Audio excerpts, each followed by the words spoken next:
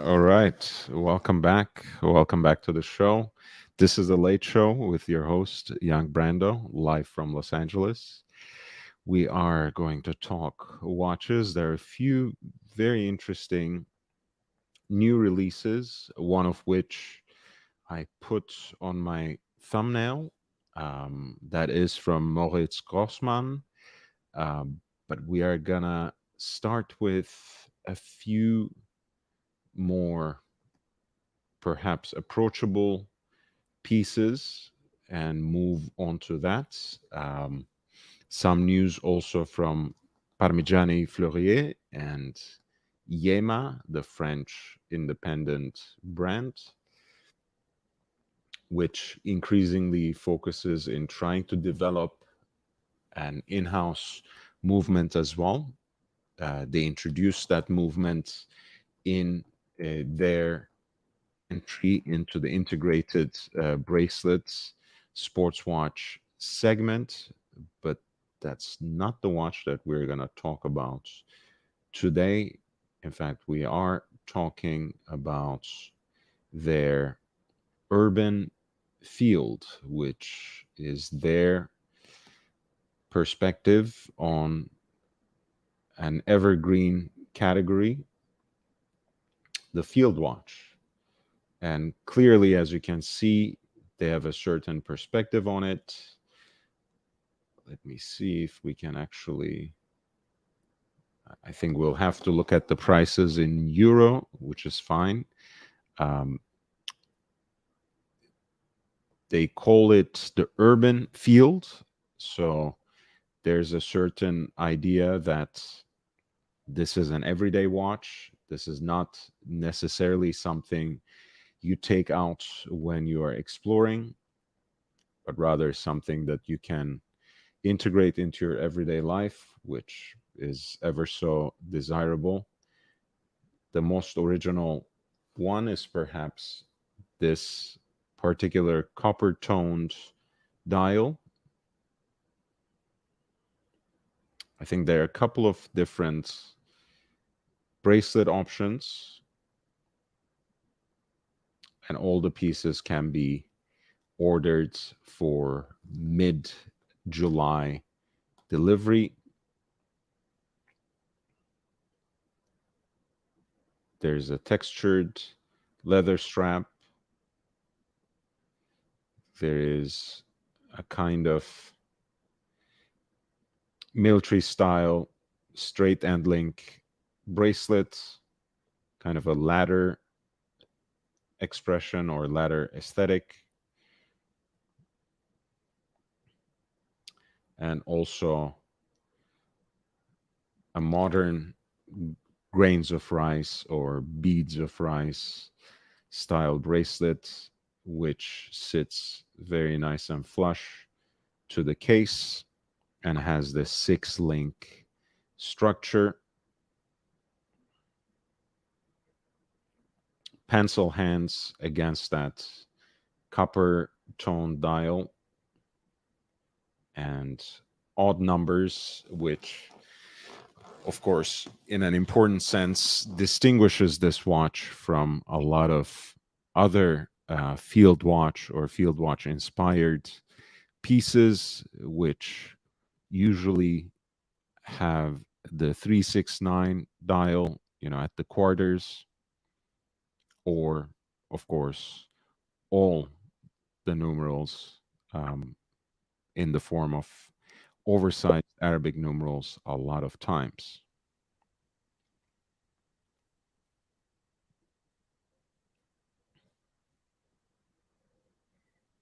Here is the watch in 3 different ways with the ladder style bracelet, straight end links with the beads of rice, and with the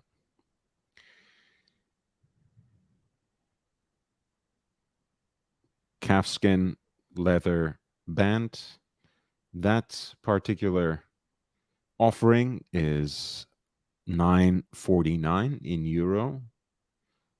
The military bracelet takes it up to 999, and the seemingly integrated look of the beads of rice bracelet takes things up to 1129, 1029.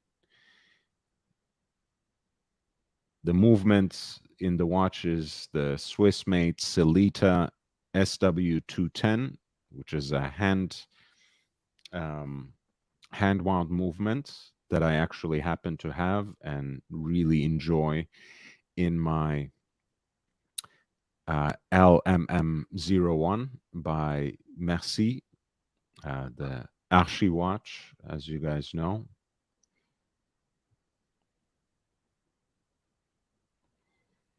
Apparently, the 37 and a half, the reduced size version, is already sold out, but the 40 millimeter case is still available.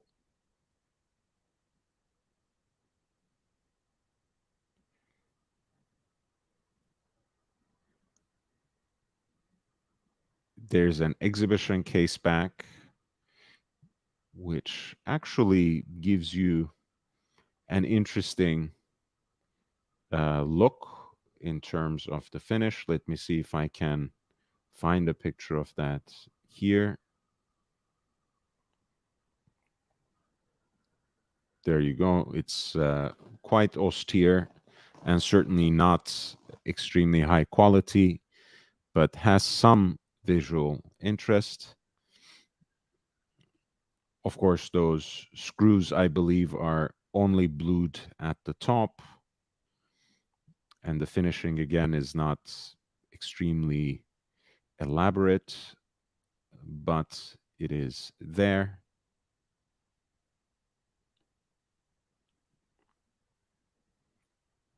"45 hours of power reserve." The accuracy is plus minus 7 seconds, which is not necessarily high performance, but is not a slouch either. And again, this is maybe not a high horological, highly elaborate finish, but it is the élaboré version of the SW210, which in fact has a nicer finish than the average versions that go behind a solid caseback with the blue screws and Geneva stripes being a feature of this élaboré version of the movement. It comes out to, again, 1,099 for the piece that has that bon clip style, ladder type, military style, as the French call it. And 1,249, 1,249 for the beads of rice bracelet in matching stainless steel.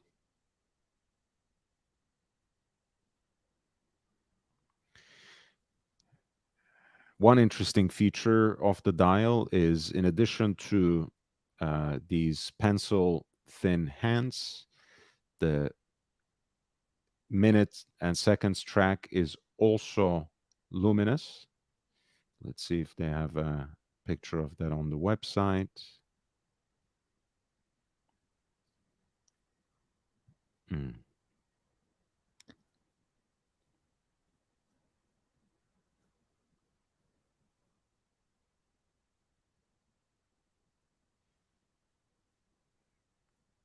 What was that? 7.8 millimeters is the thickness, so quite wearable and a rather elegant presence on the wrist.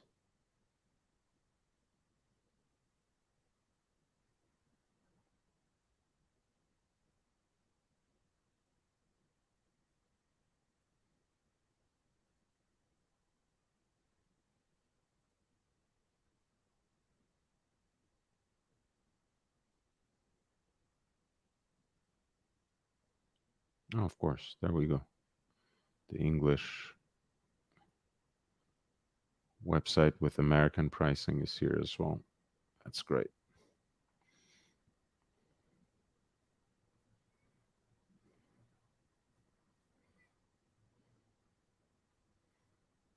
I'm not sure if we can see the luminous style here, but maybe in other color options, they have something interesting. Here's the dark blue, navy blue,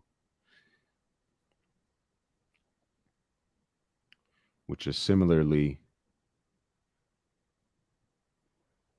available in three different options. The 37.5, the reduced size, is still available too in this case. Again, for mid-July delivery.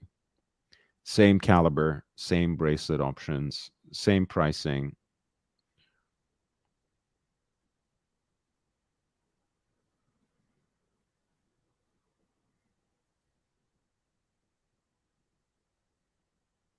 And in this case, you have the Arabic numerals and the hour indices luminous rather than the minutes and seconds track. Maybe we can see it on that particular. All right, there we go. So on that copper tone dial,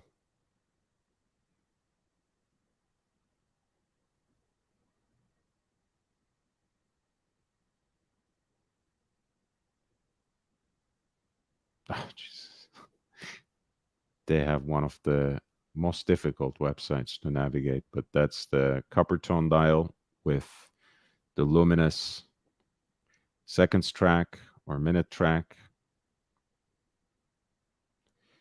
The navy dial has actually the Arabic numerals luminous. I kind of like when brands do these kinds of different things, going beyond just offering different colors of dials.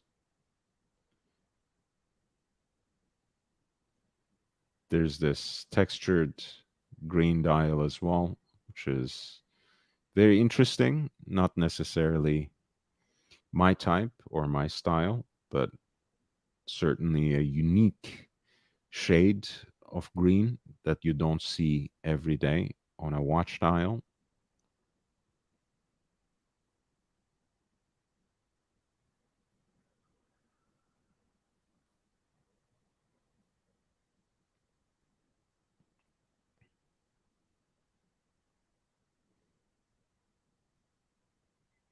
And here too, I believe it's the Arabic numerals that are luminous, in addition to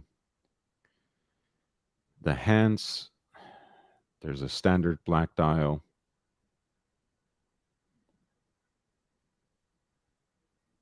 I really like the aesthetic of this watch. I think it's an interesting value proposition. I like the fact that in all instances, there's some interesting texture, some visual interest.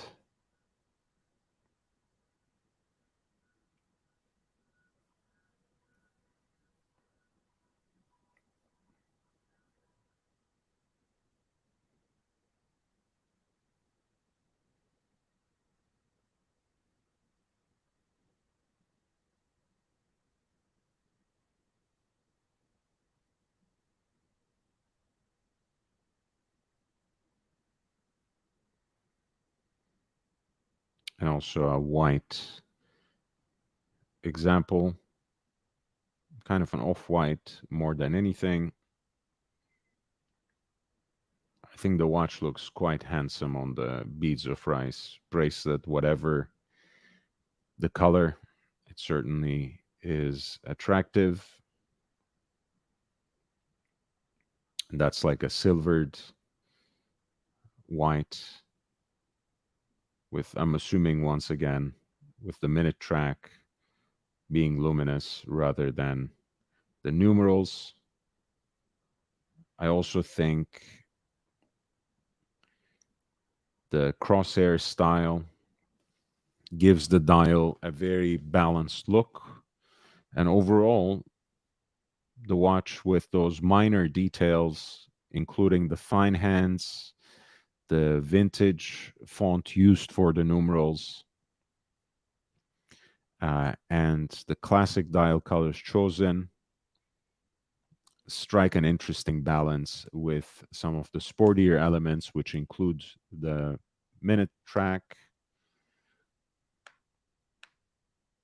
with the double digit Arabic numerals, which include the bracelet options.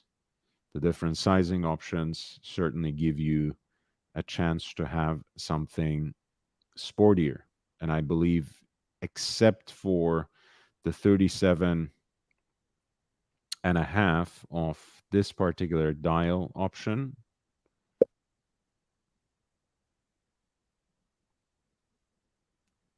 they still have practically everything available, which is quite interesting.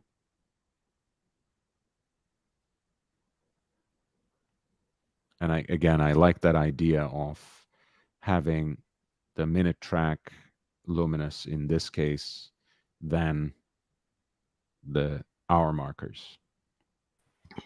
Oh, hey, Hey, how are you doing, man? I'm all right. How are you? Good. You did some trimming, you did some grooming.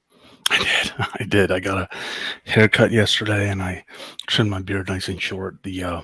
lady demanded it, so I'm okay looking like a savage, but sometimes you just got to do what you're Same, told. same. And for better or worse, I don't have anyone telling me what to do. So that's a problem.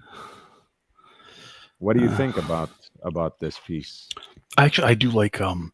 I wasn't aware that they had released this line until a few months ago, when I guess it was referenced on a Kickstarter they were doing for something else. Um, so I like the aesthetics of it, and I did. My daughter currently has a Yamaha, um, Hmm. so I have nothing against the mark.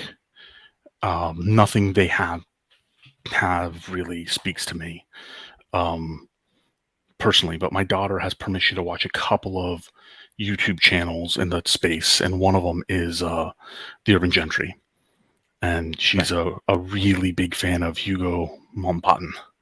She has one of the T-Rex T-shirts, and Yama comes up there a lot, right? See, Um, so I think if I had let her just watch that and never watch JJ's channel, I think I would have saved a lot of money, because he definitely talks about the more affordable or value end of the spectrum. But I like the aesthetic of the Yama watches. Um, yeah, I think it's a great value proposition, and I like the fact that here is something that bridges that divide between like a fine dress watch and a sports watch in this price point, beyond Seiko again.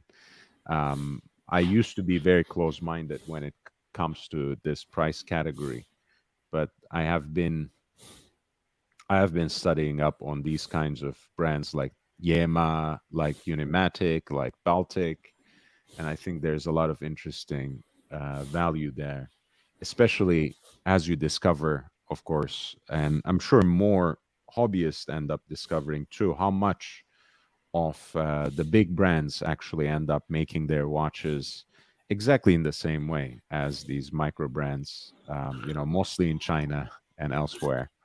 So yeah, I it's mean, at the end of the day, most luxury brands are that way, right? It's very hard for me to justify a lot of luxury brands other than the prestige or some very niche thing they can do. And horology is no different.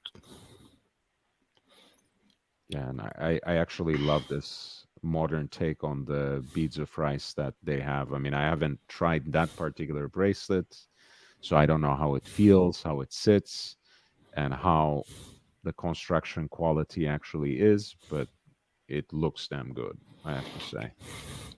My daughter has it's a Superman Pepsi from Yamaha. Hmm. Um, it does not have the beads of rice. The bracelet is generally comfortable. because it came size closer to me, so I just upsized it, threw it on my wrist for maybe half day before downsizing it for her.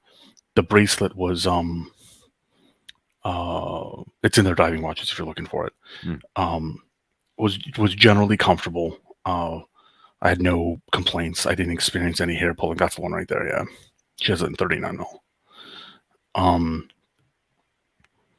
So yeah, the beads of rice makes me nervous because both of us, we suffer from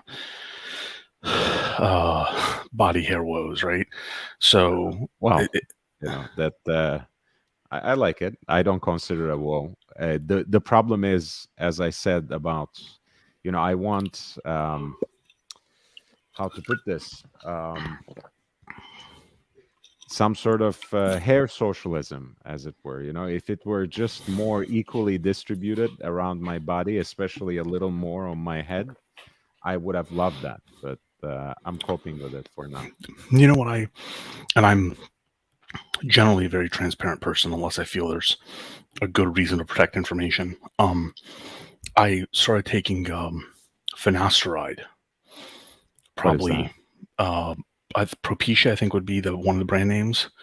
It's prescribed in very low doses of a 0.5 milligram or 1 milligram a day to halt hair loss, and some people take it every other day, and why not? In the past year or so, formulations have come out with topical finasteride, and the goal being that you get the targeted delivery without side effects, because there are side effects to finasteride. And I was just going to ask. I heard some side effects, but I didn't. I was fortunate. I did not have those side effects, but there are men who are greatly affected. They have issues with sexual performance and motivation, and sometimes even depression, right? So I was not affected in that way. But this is actually, is it the first or second thing?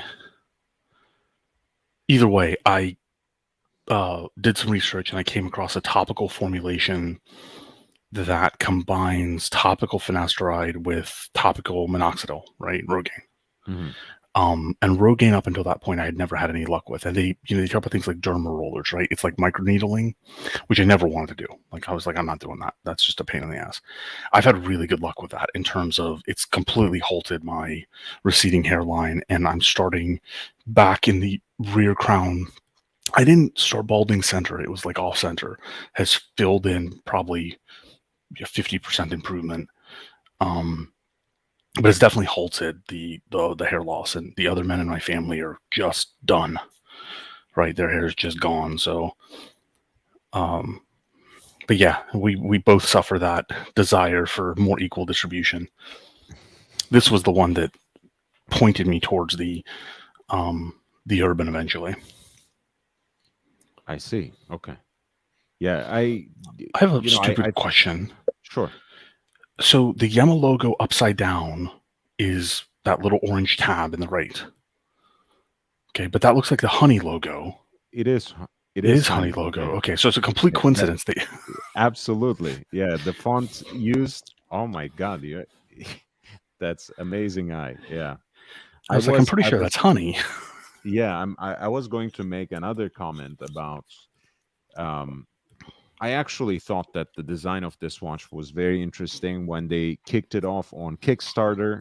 Actually, the price point was quite interesting as well, but I just couldn't bear the font they used to write Wristmaster, which is the stupidest name for a watch ever created to begin with. So I said, okay, I'm not even gonna try, even though, even as a patronage thing, it sounded like a very interesting prospect and project for me, because Morteau, as you might know, is basically right by the Swiss border, and it's where that famous technical high school is, which gives a lot of graduates to Swiss watch industry and beyond, and which a lot of new generations of independents, as well as previous generations of independents, have graduated from. So, but yeah, that script drives me insane. It's actually, I think that's almost exactly the same comment I made. I don't mind that it is, playing at the Royal Oak Argenta design, or the, playing a little bit in that space, but the font choices and the name, like, I just really don't like. The other thing I didn't really care for was the clasp. And I think it's the same clasp they use on the Superman as well, or very similar. And I'm just not a fan of that clasp. But I have big sausage fingers, so Nice to see Danger, Will Robinson, McLovin, and my beautiful friend Basil's Beezels. Nice to see you all. So when did that become a thing to pronounce that Beezels? Well, it's an Only because of an Archie it's an thing? Archie Lecture thing, because he always well, with the beautiful art of Archie Lecture is that he there are things that he mispronounces, but since he made it a thing to willfully mispronounce just about everything, you can't tell, right? Is it because he doesn't pronounce it correctly, or is he just fucking around? You never know. And Beazle is one of those things, although I have seen it pronounced that way from people who have nothing to do with this little space that we got going here. Every time I hear it, I cringe because I hear Archie say it, Yes, of course. and I cringe. I'm like, oh, That's amazing. Yeah, it's all good. It's all good. Um, I don't have that sort of allegiance anymore, but I do always recognize my roots, so to speak. I know that I wouldn't have come into this space, not necessarily YouTube, but certainly not, um, into the live stream space if it weren't for Archie to a certain extent. I mean, yeah, I had become an active participant in the boxing space, but I'm more of a hobbyist when it comes to that than someone who can provide extensive and knowledgeable commentary. And stupidly, I have to say, I still value that kind of expertise and knowledge, even though in YouTube, I'm becoming increasingly cynical whether it creates any value for me. yeah. It's First of all, I thought you handled the situation the other night. I happened to be on air when Archie dropped by. I thought you handled that very nicely. I'm also the same boat as you. Recently there's been a bit of a controversy, and I've always acknowledged that the person I was closest to when I came to Horology YouTube was Tim Wright, right? And I was a regular panelist for quite a bit on Tim Wright's channel, and I won't ever that nothing can take that away. And I'm still here and just separated. Uh, so yeah, in terms of knowledge, man, like, increasingly, I think there's almost like an inverse relationship with value of content to Mm. view count. Maybe not subscriber count, but view count. YouTube is tough in that regard. It's really tough in that regard. It's just become a numbers game, right? They favor creators in ways that doesn't help the situation. So, Well, I will, without complaining about the live stream situation, I will point one thing out.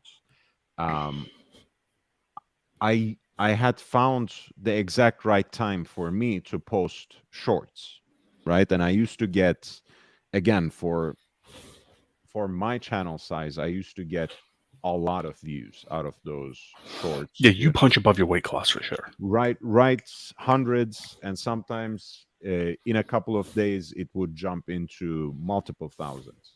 Now, what happened is exactly this. They started monetizing, so they started actually rewarding, giving creators some money from that pot of YouTube Shorts in a way that was more consistent.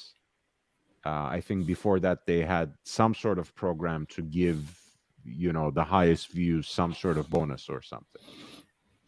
And that happened about 2 months ago.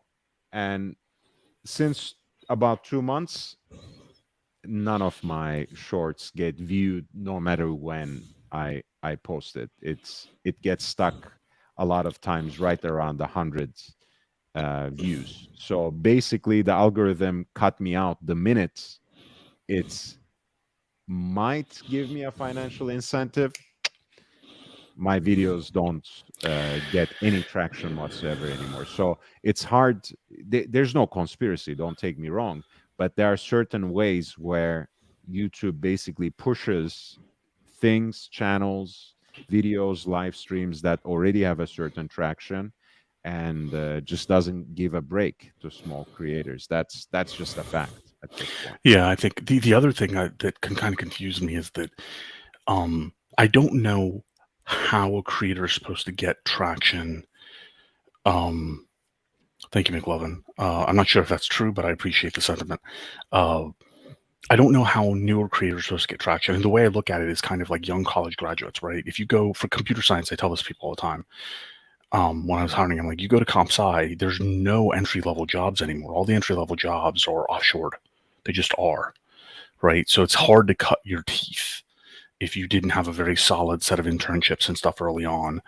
And YouTube, Monica over at Right Time, we were talking about it. She had never, ever heard of Roman Sharf, Nico Leonard, like massive live channels, right? Or massive channels. And my friend Hideki, who he's also subscribed to your channel and JJ's channel and a few other channels, he had never heard of any of these guys either, because in his playlist, once he had found, say, Teddy Baldessar, he was pushed towards a couple of people, but there's this whole other like microcosm of YouTube which never touches the live space or the I call it the JJ verse at this point, of shows. So I don't know how they expect new adoption to stay on YouTube. And I think that's a big reason why people start streaming on Twitch and other platforms, right? There are a couple of platforms which have completely different categories. That, Twitch was started with gaming, and there's plenty of streamers that do nothing about gaming, right? Cooking shows and stuff, and they don't even bother with YouTube because they have a better opportunity of beating the entrenched channels on those platforms. So I think, again, I am slowly waking up to the fact that obviously, I mean, I knew this all along, but YouTube is not primarily a live streaming platform. So making content that is shorter, that is more consumer friendly, and that is numerous, gives you a lot more traction than doing daily live streams, which I actually enjoy if I get something, even a nominal amount in return, which is hit or miss a lot of times. That being said, Twitch doesn't allow you any discoverability whatsoever. So you are almost literally dependent on quote unquote collaborating with other live streamers. So in a way, it does favor the kind of creator who does it full time in a way, because not only do you have to do your live stream, you constantly have to run interference with other people and participate in their live streams, which again, I actually, I loved it when I was on Archie's show. I loved it, except 99% of the stuff was hateful, toxic, and just drained your energy in ways that just didn't make sense. I don't know if it changed. People tell me it changed. Not that I care. I'm not going back in any shape or form. But at Twitch, basically, you have to be that sort of diplomat or willingly participate in drama, which is absolutely not my interest either. And again, there's no real tradition of Twitch streamers for for watches. Yeah, no, none whatsoever. And I mean, I'm going to have to defer to your research. I have some friends who don't talk about watches, but they do talk about like non-gaming content that Mhm. had better luck on Twitch with discoverability. So I was basing my input on that because they definitely gained traction there much quicker than they did on YouTube. And then they just made Twitch their primary platform. But I have nobody in the horology space. And there was another one recently that I came across that I found all sorts of wild content on. Again, no horology, but I found EDC and knife content, lock picking content, lock sport and stuff like that. The same channels on YouTube picked up no traction, right? So in any case, I did think you handled that situation the other night very, very admirably, given the history. I often cited that particular history, you and among a couple other people, is why I would never participate. I have participated probably 2 dozen times on Archie's stream since his, he's allegedly changed. I like some of the people, and I've had 4 or 5 streams I actually really enjoyed when I was over there. They were watch content, right? But No, for the by all most part, means, by all means. I mean, it's a short visit because it does quite often it can go sideways, or at least into topics I don't really care about, right? Whether it's again, prostitution or cars or I mean, I don't want to. I don't want to no, open or bring yeah, out yeah. these folders. It's just Anybody can go back and see I what didn't happened. get from the community. I get a lot of recognition from the pocket of people who have actually come to my platform and who Yeah. have supported me in ways that I can and cannot name, that I will and will not disclose, and I really appreciate that. But from the actual people who ran the platform and who still continue to run it, including Archie, I have not received anything. I mean, again, the alliance and whatever. There are people who receive so many favors from Archie Luxury and who have done absolutely nothing for him. In fact, fought against him actively in certain instances. Not naming names once again, but I've never, for example, had traffic directed to my website from Archie Luxury, whereas JJ does it just because we have that sort of connection. I Speaking of jumped on which, the show and you just reminded me this happened last night. So I actually posted your channel in the private WhatsApp group for JJ. A couple of people have joined us, and I appreciate that. Mhm. Uh, and I'm sure you appreciate it as well. Of So in course. YouTube, I guess there's a share function. Like you can share your stream with another show, and then they can link you. It automatically redirects. Yeah. Right. So I think I'll connect with you on Instagram. We should do that because we actually do try to redirect your show. We haven't ever done that with you, right? Where we can link directly, and you can't do it voluntarily. Like somebody has to share it, Yes, that's right? true. So you and I should connect on IG to do that because, especially the time zone shift towards the end of some of JJ's shows, people start appearing and they watch the replays, but often it's replays aren't as fun as live, right? You don't get to participate. Mhm. So in any case, I think I derailed you as usual. I'm really good at the derailment thing. No, I For a appreciate solid like that. 9 to 12 minutes. So you had the Yamas on the radar. What else you had on the radar tonight? So we have Moritz Grossman, and then also some new releases and other news from Parmigiani Fleurier. Which one do you want to go with, PF or Moritz Grossman? If I think I would want to start with Parmigiani first.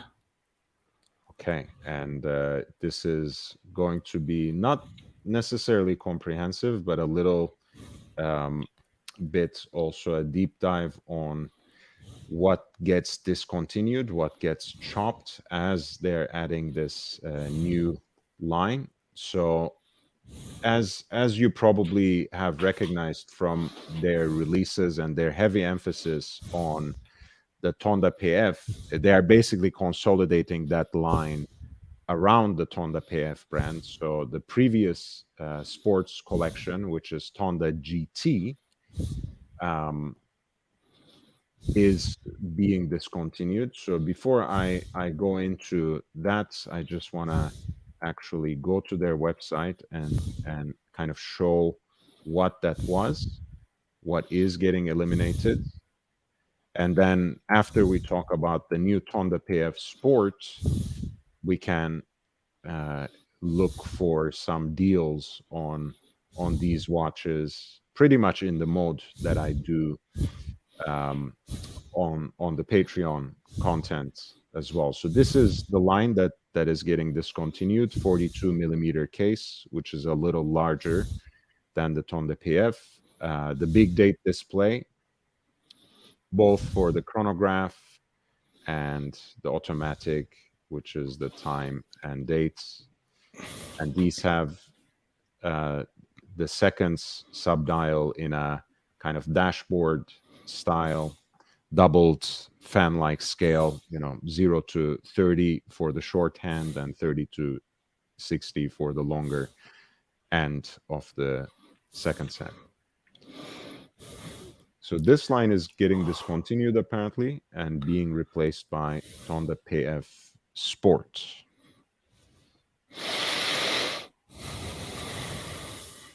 Which uses, for the automatic, it uses the same base movement as the reduced sized version of the Tonda PF, which is the full rotor, styled like a steering wheel in this case. Quite a beautiful finish on the movement.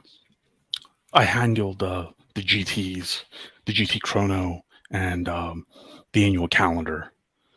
And the finishing on the watches were just gorgeous.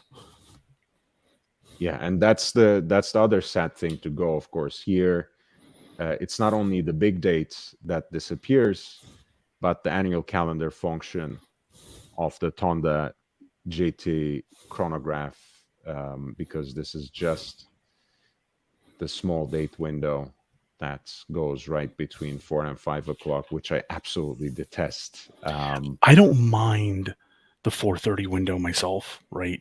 But there are certain executions of it that are very, very poor. I'm really stunned they went. I don't know. I consider the GT styling aesthetics vastly superior. Vastly superior, like on almost every account, other than the core hands. So I'm sad to see the GT go. Yeah. So as P Cars, nice to see you, man. Hello to you as well. Corrado is asking no more big date. Unfortunately, the big date is going away along with the Tonda GT. And also, I have to say, look, a lot of times when you have a date window between 4 and 5 o'clock, there's some consideration of aesthetics. I mean, here it's just they drilled a hole. Exactly. Yeah. Like it's not like, it could have aligned with the chapter ring, with the seconds track, but here, they just basically opened a hole. And so the date wheel behind it became visible. I mean, it's just it's a little sad as a design detail, especially for Parmigiani, right? Parmigiani specifically, or they would be one of the houses that I would definitely consider they would not make that mistake normally. To be honest, I mean, the Tonda PF chronograph already, which shares the movement with this, the non-sporty version, so to speak, already has that same detail. So it's, but, we were talking about this. Ultimately, it is about how you design the guts of the watch, the inside of the watch, the movement of the watch. And like you said, from a maker like Parmigiani, you expect better attention to detail, since they actually design their own movements, since they are right next to Vaucher, who makes the movements for them. You expect a little more. I understand, not everyone likes the big dates. I feel like that's something increasingly associated with, in a very strange way, with Lange almost exclusively. And I've even heard Yeah. people talk about it as a German thing, which is absolute bollocks, of course. You know, the The JLC gave that module to Lange, so there's nothing German about the oversized date, except Lange owned it and made it part of their story in connecting it to the 5 minute stage clock in the Dresden Opera. And then Glashütte Original copied them. And suddenly now we're talking about it as a German thing, and other brands are simply not allowed to use it. Strange how these things work, but there we go. So the Tonda PF Sport uses the same chronograph movement as the Tonda PF chronograph as it is currently available. That movement, I believe, is called PF 070. So 42 millimeter case, right under 13 millimeters thick.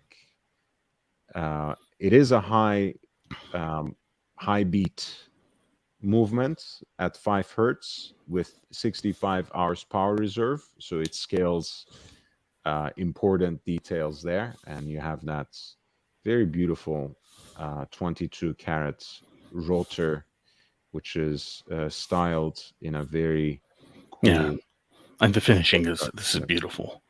This is beautiful. If so Peruka Swiss, if you actually can hear my fan in the background, let me know. If you are trolling me that I don't like this design, then that's fair. I just want to make sure I'm not disturbing people with a fan in the background. It's been particularly muggy in Florida, so I have air conditioning and the fan right now going. That's mean, Peruka. I mean, Swiss man. I don't say that. No, he's good. He can say anything to me. He's earned the right. He's on my can't go wrong list. He's a good guy. But I don't want to disturb it. Like if people hear the fan or if I start having an asthma attack, then yeah, somebody let me know. No, same here. I think Swiss again is practically unimpeachable. But I don't like, even in the form of trolling, jabs at my panelists. And Fair me enough. too. I have, as you know, I have a very thin skin when it comes to certain things. So, continuing with the sporty theme, by the way, the bezel, even though it is the same design, is a little less finely fluted when it comes to the PF Sport line. Oh yeah, you're right. That's visibly different. And it's not only all stainless steel, so not the platinum. It also has less notches, apparently 160 to 225. So quite literally, it's way less fine in terms of that coin edge decoration. And there's a lot of these sporty chronographs from the Tonda GT line had these vanilla scented rubber straps. Now there's like a Cordura texture. The material, I think, is still primarily rubber, but a very different styling and feel indeed.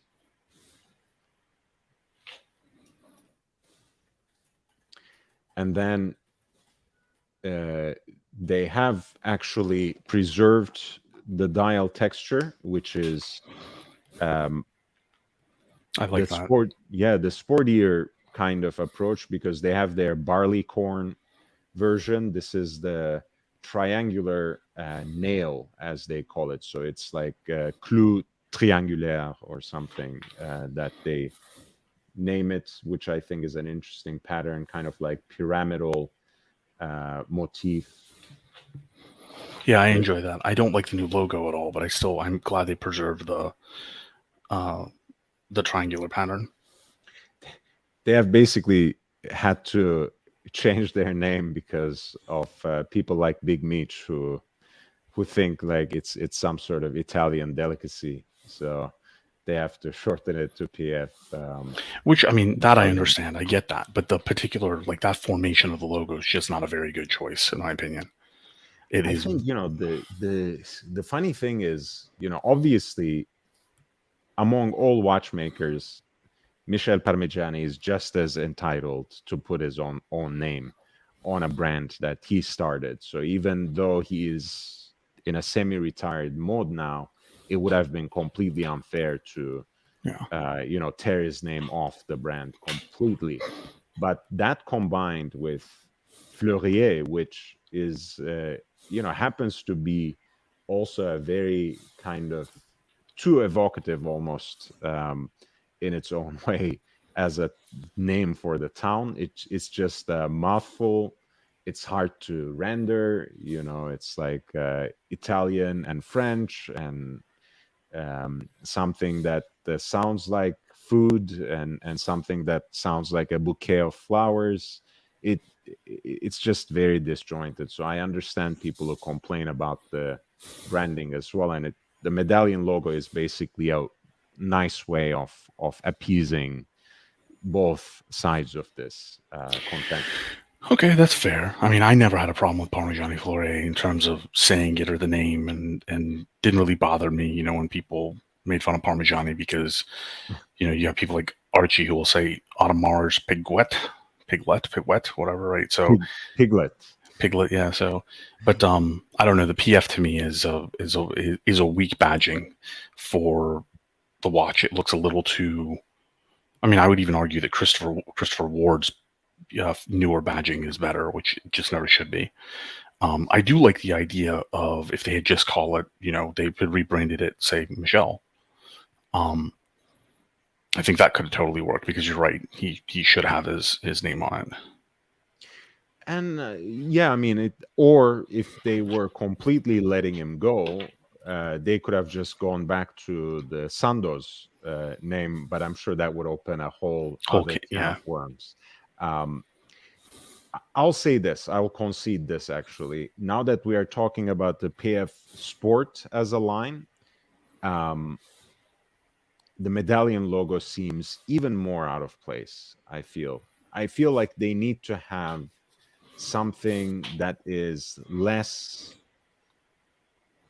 conservative for their sportier watches. Somehow, since the Tonda PF as such, that integrated bracelet aesthetic perhaps kind of straddles both ends of the spectrum anyway, being kind of elegant and sporty, chic and kind of buttoned up at the same time. I can understand that, but perhaps for like a Panda chronograph, maybe they needed something a little edgier, or maybe I'm trying too hard. I don't know. You No, tell I me. think you're right. I mean, I think, and it looks like some other people in chat also agree. And as we know, as of 3 minutes ago, Paruk is very observant. He can hear me breathing from across the ocean. So yeah, no, I agree. I don't think it's just flashy enough. I think it's the overall design becomes too minimalist primarily because of the logo. It's just too much. Barry says Oris has the vanilla smell too. Yeah, I didn't mean to imply that's Parmigiani exclusive.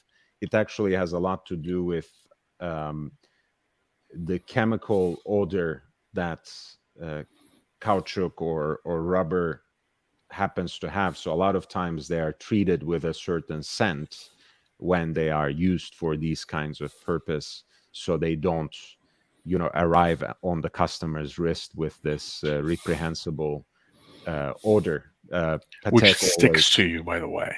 yeah, So if they don't treat it, it sticks to you. yeah, Patek always had it. So I'm sure a lot of other brands have it too.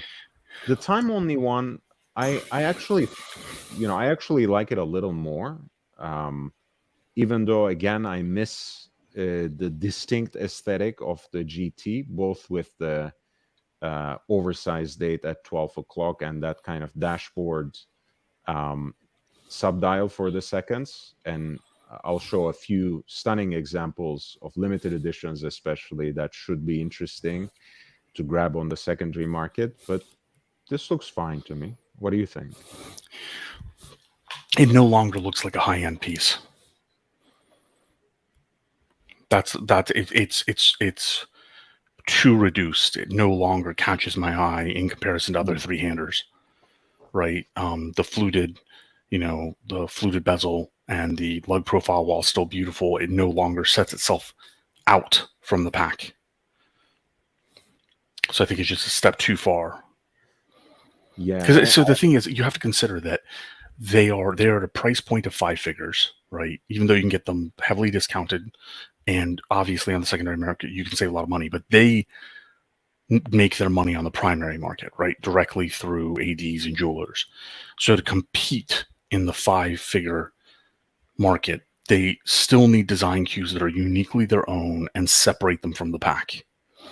And I think the GT line had enough of those design cues that made people like me seriously consider them, where the current PF line is too minimalized, too reduced to stand out from the pack. And I would hesitate to put 5 figures down on them just purely on aesthetic grounds. And also I have to say that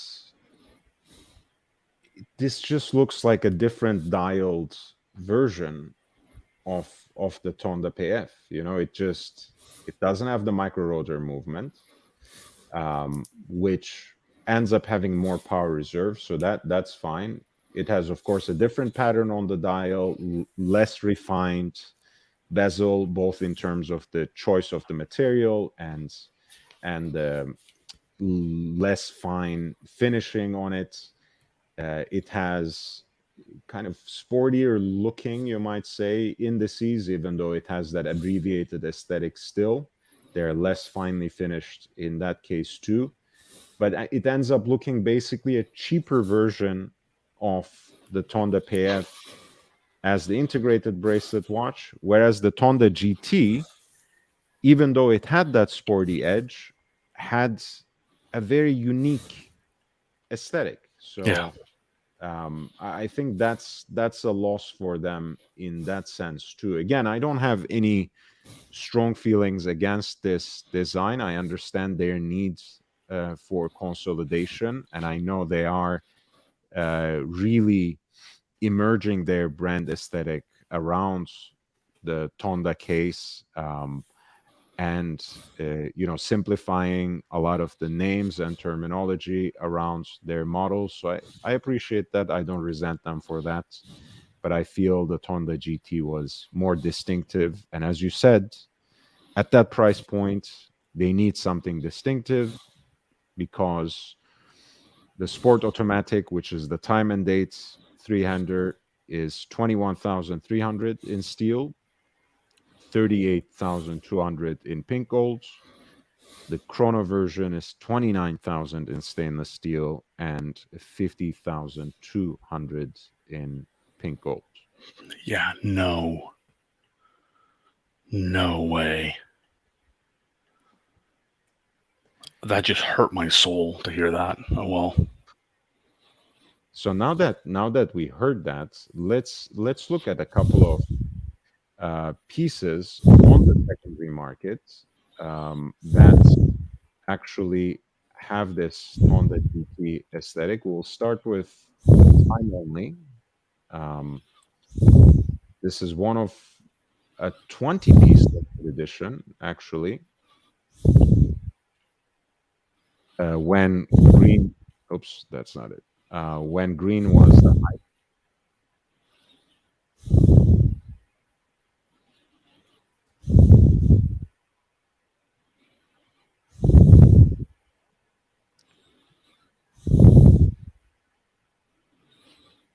No, I love this. I love this.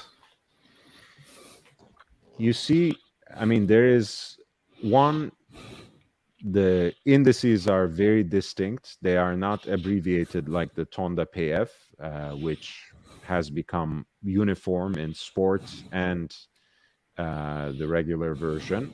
The hands are loomed at the tip and only partially skeletonized. Of course, you have the two guichet oversized dates at 12 o'clock. The medallion was nowhere to be found, so you have the signature at 3 o'clock here on the clock side, on the crown side, I meant.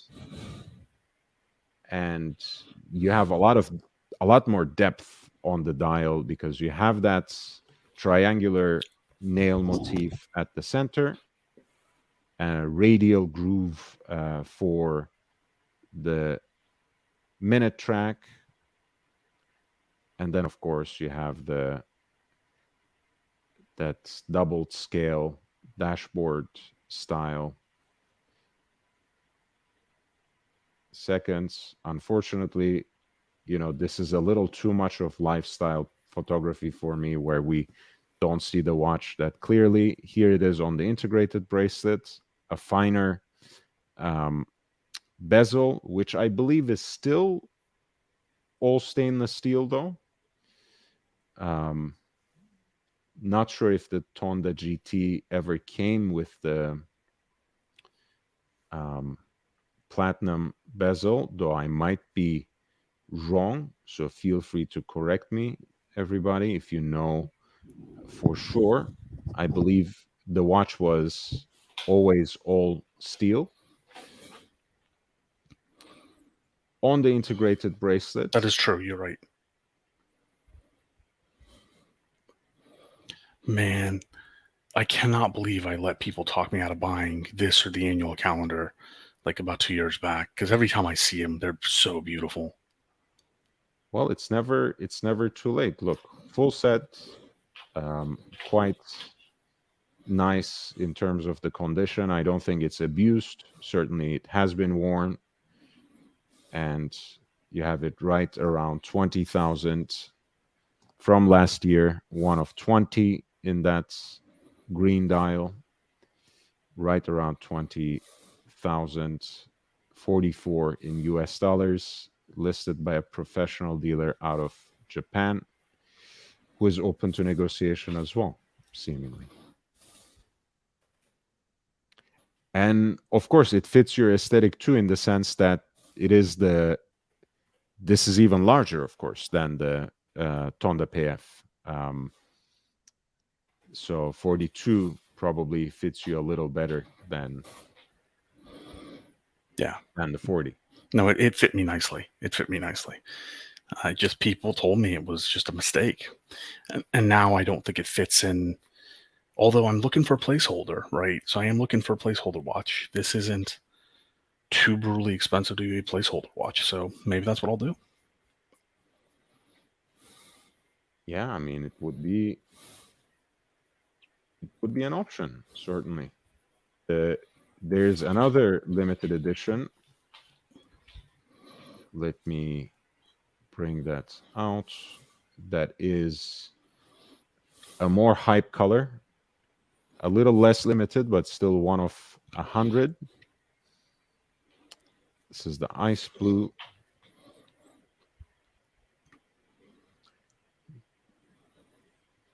With a silvered subdial for the seconds at 6 o'clock. Did you switch screens yet? Oh, no, I haven't. Thank you. All right. Draw me the link. I'm buying this. This is gorgeous. Well, I'll do it in private chat. The pricing is right around the same. By the way, just so you guys know, that's not real watch, Nicholas. By the way, I don't think that would.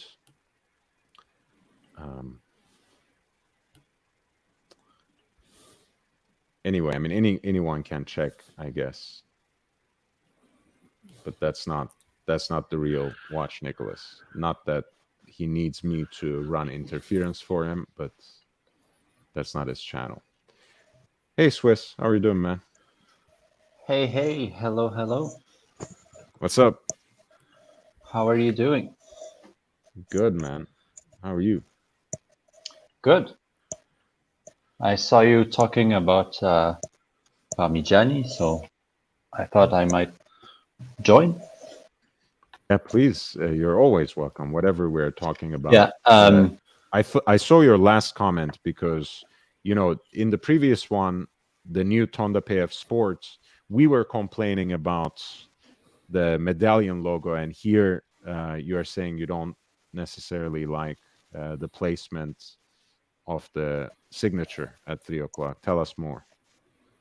Yeah. I need usually I need a symmetric dial. Yeah.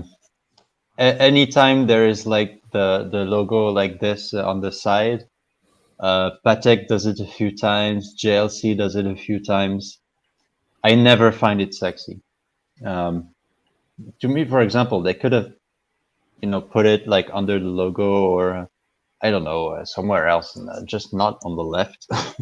This is the main reason why I hate the date too, because it's always badly placed and poor execution. And this is what I think it is here, just a poor execution of the logo. Otherwise, that watch is really good looking. So, Ali, you were talking about, thinking of buying Parmigiani a few years ago. Yeah. Did you ever try one on? Yes, yeah. So at the time, and I didn't know this until I turned it down. At the time, Watches of Switzerland close to me still carried them, and they were considering no longer carrying Parmigiani. Yeah. It was. So I tried it on the bracelet. The bracelet was not maybe as comfortable as, say, the Roy Loke or the Overseas, but it wasn't unreasonable. It was more comfortable than at the time I had a Grand Seiko, right? It wasn't unreasonable. Yeah.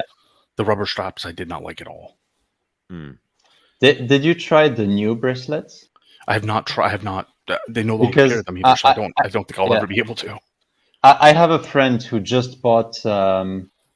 He bought the Rattrapante GMT, which is a fun complication. You would never think of a GMT having a Rattrapante function. Super fun to play with, but it has that the new and updated bracelet, and I think it is one of the most comfortable bracelets in the entire industry. And this, coupled with the fact that the case and the lugs are also very nicely curved. It really covers. How can I say it? Goes along your wrists really, really nicely. Yeah, it contours very nicely. So can you educate me on the GMT function? I'm not familiar. Yeah. So there is one button. It's like on the Pateks with the travel time. You just click the button, and there is an hour hand underneath the hour hand, and it just pokes out, and you can just add or subtract an hour. Okay, so I call that the jump hour GMT. So what's the actual term you used? And there is another hidden button. This one you see the crown. It has a button, and when you click that button, the GMT hand just goes and just hides underneath the other one in one go. Yeah, and that's also we can call up a very precise picture of that watch outlet posted on their Instagram. Since, as you were gushing about it, Ali, before, since the finishing is so lovely on these watches, inside and out, and including the hands, it literally completely disappears under the other hand. I mean, it's it's perfect alignment. Amazing. Oh yeah, perfect. And I love the fact that they play. You see, the GMT hand is yellow gold, or more like rose gold. Pink gold, yeah. And they also made the Rattrapante button that controls it rose gold. Yeah, I do like that. I mean, other than the logo on this watch, I like this one. That bracelet is absolutely awesome, and oh wow, that's just tremendous. You Yeah. see that Yeah, subtle, that is subtle amazing. subtle Yeah. shadow of the gilt hand, and then from Oh, that's fantastic. That's fantastic. So I'm sorry. Could you repronounce the jump out? Could you repronounce that, the actual movement, the actual complication? Rattrapante. So right there it says Tonda PF GMT rattrapante, still platinum. So rattrapante, is that the French way of saying GMT jump out? Rattrapante literally means catch up. Yeah. Okay, all right. So All right. it catches up with the other hand. Yeah, by the way, your feeling was in the right place, Ali, because the first time that Louis Cotier complication was introduced in the Calatrava, what Patek calls travel time, it was called heure sautante. So it was called the jumping hour because it had that jumping hour hand that you could move back and forth. And the additional hand came in the second edition of that Calatrava. So the early versions are incredibly rare and run for insane premiums on the market now. But yes, so you have that pusher at Swiss, very helpfully explained, at around 8, which helps you move the rhodium plate at hand, if I'm not mistaken, right? Yeah. And then No. It I'm not sure anymore which one actually jumps now. I think there's a nice little Yeah. video on. And by the way, so it's called steel and platinum, but because the bezel is made out of platinum, and you can see that it is right. very, very finely detailed. So remember when everyone was saying that the platinum day date has a flat bezel because it's so hard to make a fluted bezel in platinum. Right. It's all bullshit. Just look at this. Look how beautiful it looks. Oh man, it really does. The logo kills the whole thing for me, though. I mean, I just can't look past Yeah. it. I also have a it's slight. it's the there you go. rhodium. You're correct. The rhodium that Okay. moves. And then the pink gold pusher, which is very nicely matched with that gilt hand, is what moves it back. I think he will demonstrate it now. I would like to note, on a side note, that this particular panel, this is my favorite type of panel because I'm clearly the idiot in the room. No. And that's my strong preference. You like to be the idiot. It's the only way I learn anything. True. It's the only way I learn anything, and it's really Look how enjoyable. the contouring on that profile. Yeah, that's the other thing, by the way. That is really nice. Yeah. Basil can tell you a few things, at least in the chat as well, because he has the Tonda 1950, which of course was the basis of this watch, and which was, I think, introduced in 2010, I want to say, for the 60th birthday of Michel Parmigiani, who was born in 1950. So those shouldered drooping lugs really sit very nicely on the wrist, and also just look very sculptural and very artistic to me, also from the profile, just like Swiss was admiring them. Yeah, it's a great design. All right, what's that website, change.org? Start a petition to change the logo so I can buy your watches. Man.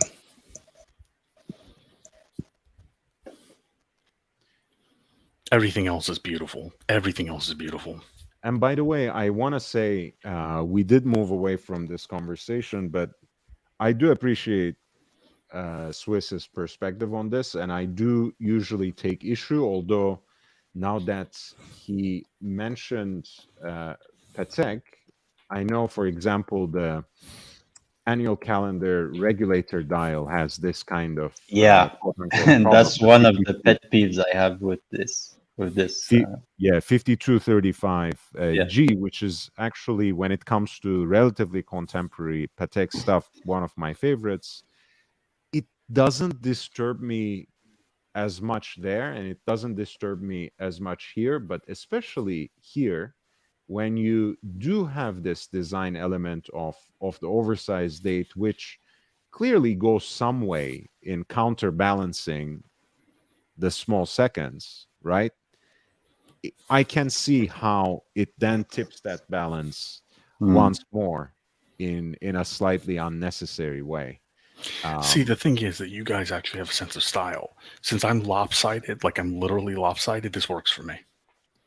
No, I don't mind it, but I can see why it can become an eyesore for some, because again, you have the oversized dates with the extended and doubled indices at 12, which somehow counteracts the subsidiary dial for seconds.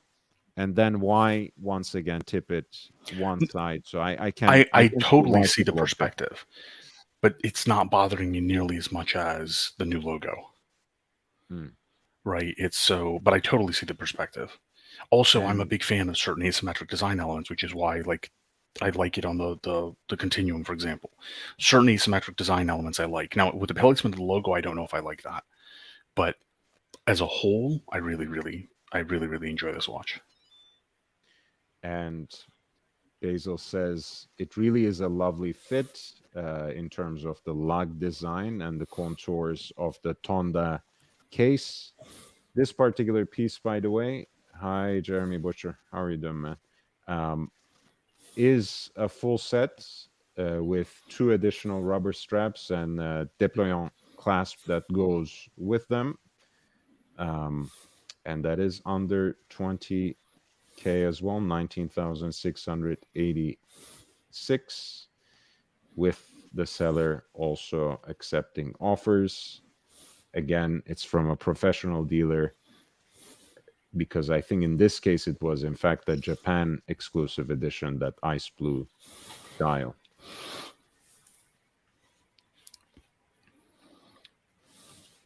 So we also had another discontinued, another sacrifice to the horological gods with this new Tonda PF Sport was, of course, the chronograph. So let's show a few examples of those and what kinds of deals people can perhaps find on the secondary market.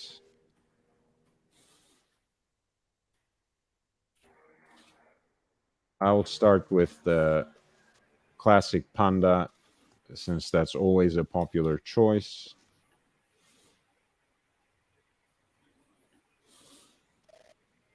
Although this is a stock one, so I'll try to find one.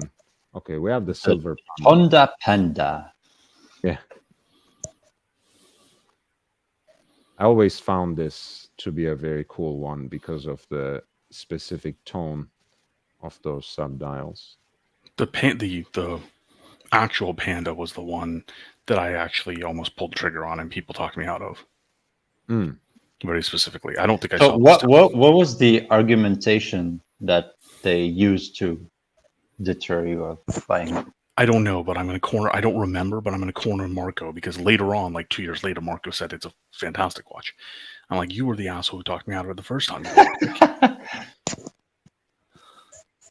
So this is the one that also has the annual calendar. So not only is it a different design, but it also has within that dashboard style seconds counter at 3 o'clock, another opening for the month, which of course synchronizes with the oversized date at 12 o'clock under the signature of the brand. And as it is an annual calendar, it just needs a single correction throughout the year, and that's at the end of the short month of February. So March 1st is the only time you actually need to intervene. Otherwise, everything clicks correctly and in synchrony. And you have the Oh, so 12-hour pretty. counter here and a 30 seconds. 30 minutes totalizer at 9 o'clock. These are oftentimes served up on the textured rubber strap, which I think fits the vibe of the watch pretty well. It wasn't terribly comfortable though. No? No. The rubber strap it felt abrasive. I'm difficult with rubber straps in the first place, but usually it's because they're just sweaty, right? For me, especially in floor weather. But this one felt actually abrasive. I haven't actually tried the rubber strap, so I can't really speak to how it feels. The thickness was a little more in this case. It's 13.7, whereas I think the new Sport Chrono is 12.9. And the price point here for this particular piece, which I think is actually a full set as well, original box, original papers, from a professional dealer based in Hong Kong, is 19,379. And my favorites, this is the limited edition, I think, of 200 pieces, but let's see, I think you can actually see it inscribed on the case back. It says more racing aesthetic. Yeah, I liked this one as well. I did see this one in person, although it wasn't available for sale. It was already spoken for. And McLovin, yeah, the second generation overseas. That's exactly the reason I was looking at this in the first place, is it evokes a lot of the same characteristics for me. Right. Yeah. I love the, I mean, even the pattern on the dial is very akin to the overseas second generation chrono. This one is one of only 200, as you can see here. Mm-hmm. I actually like that kind of sunray aesthetic on the stripes that decorate the bridge plates, and that kind of emanate from the ruby on the balance wheel. And maybe the rotor weight is not as sexy and refined as the new one, but they changed the rotor though, so this must be a 2022 or 2023 manufacturer, because in 2021 the rotor was different. Okay. And it didn't have the Sport PF logo, right? It was, so they did change the rotor as, I guess, they were changing the branding, and for a while they had that new branding, the old branding together. The logo on the crown, the logo on the crown itself also was not present in 2020, 2021 when I actually tried them on. McLovin, that will come next, of course. This I don't know. I really like, I mean, again, since you already have the dashboard style seconds counter, I think these orange accents against a black background, it's like very old school. No, it's flat out sexy. It's flat out sexy. I can do without without the script telling me what this watch is, additionally here, annual calendar chronograph. But it is a cool combination, admittedly, and something that you don't necessarily see every day. By the way, again, I'm happy to oblige all the requests from the audience, and I hate to e-beg, but it would be nice if you threw $1 or $2 once every so often.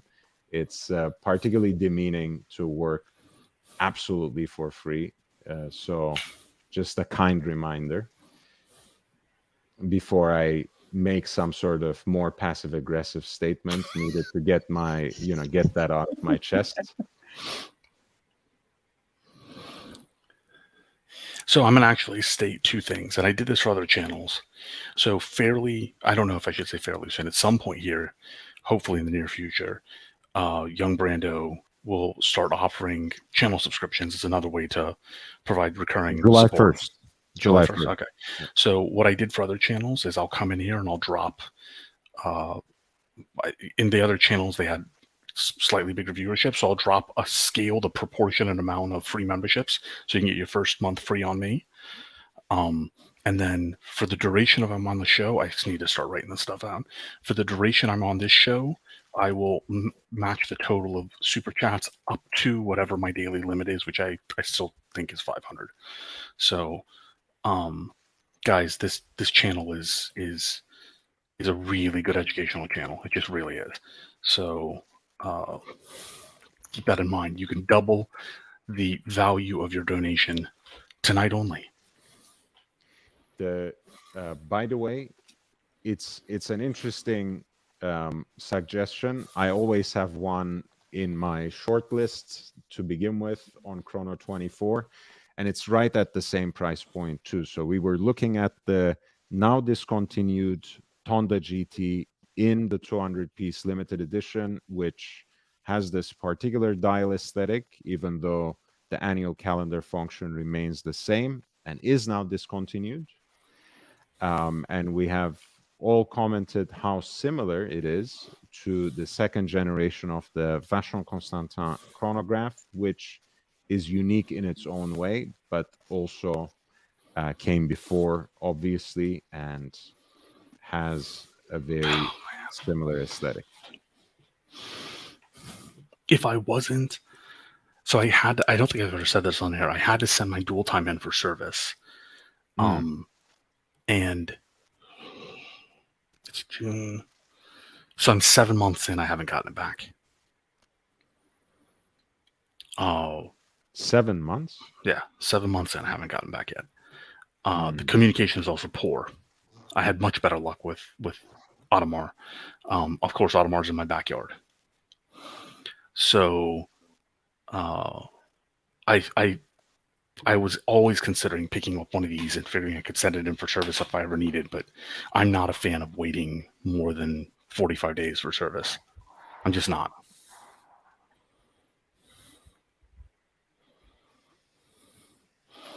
Swiss, I'm curious, what's service like over there where you're at? Is it generally a fast turnaround?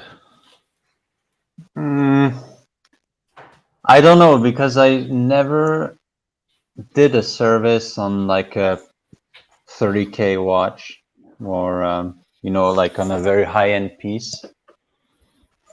And here it would be different, because they have the manufacturer, just as you said, in the backyard.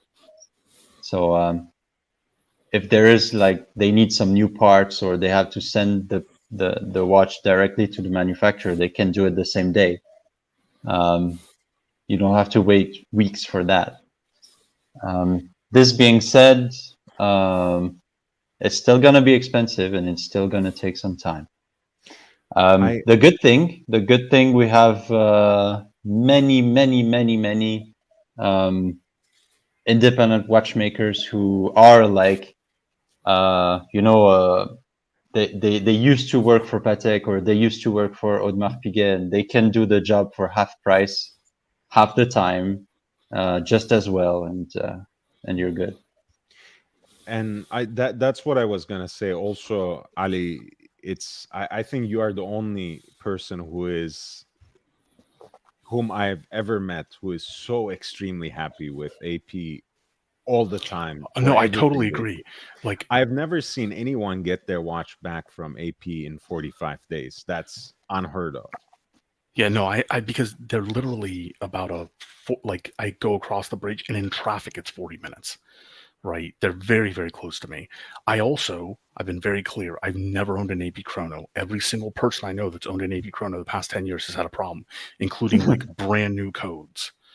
Right? I've only owned AP three-handers. So my record with APs has been outstanding. And I don't shy away from that. It's been my record, right? And I've kept it very simple. But I know there's nightmare stories. And second thing I will say, and this picks on a thread that Swiss has already laid out. Of course, I'm not going to compare either Los Angeles or Miami to Switzerland necessarily. That being said, both Miami and Los Angeles are quite, you know, quite rich in terms of the number of watchmakers and in terms of their competencies as well.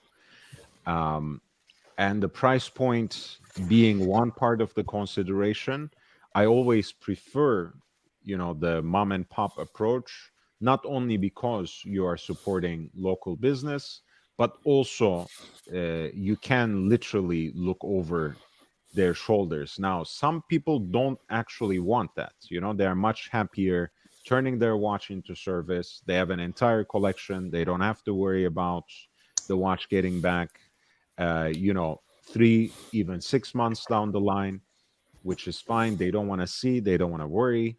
In my case, I'm much more at peace when I say, do this, and nothing else, and get the watch, like Swiss said, back, let's say next week, 10 days, 15 days at most.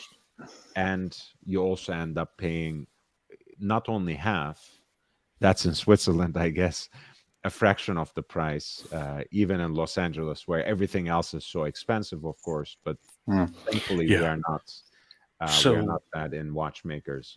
Philosophically, I agree with you. I prefer mom and pop, and I send most of my watches to a small shop. If I may just interrupt, Jeremy Butcher, $9.99. I'm going to grab a quick shower, be back in a bit. Look forward to having you back. I'm anxious to get deep with some brands other than the Crown. And if I may say a few things about also this particular second generation reference, 49150 chronograph. The oversized date is even slightly more oversized than what we had in the Tonda GT, sorry. I like that. I know for some people it's an eyesore and they prefer the military dial for that reason, because it has chronograph registers of equal size.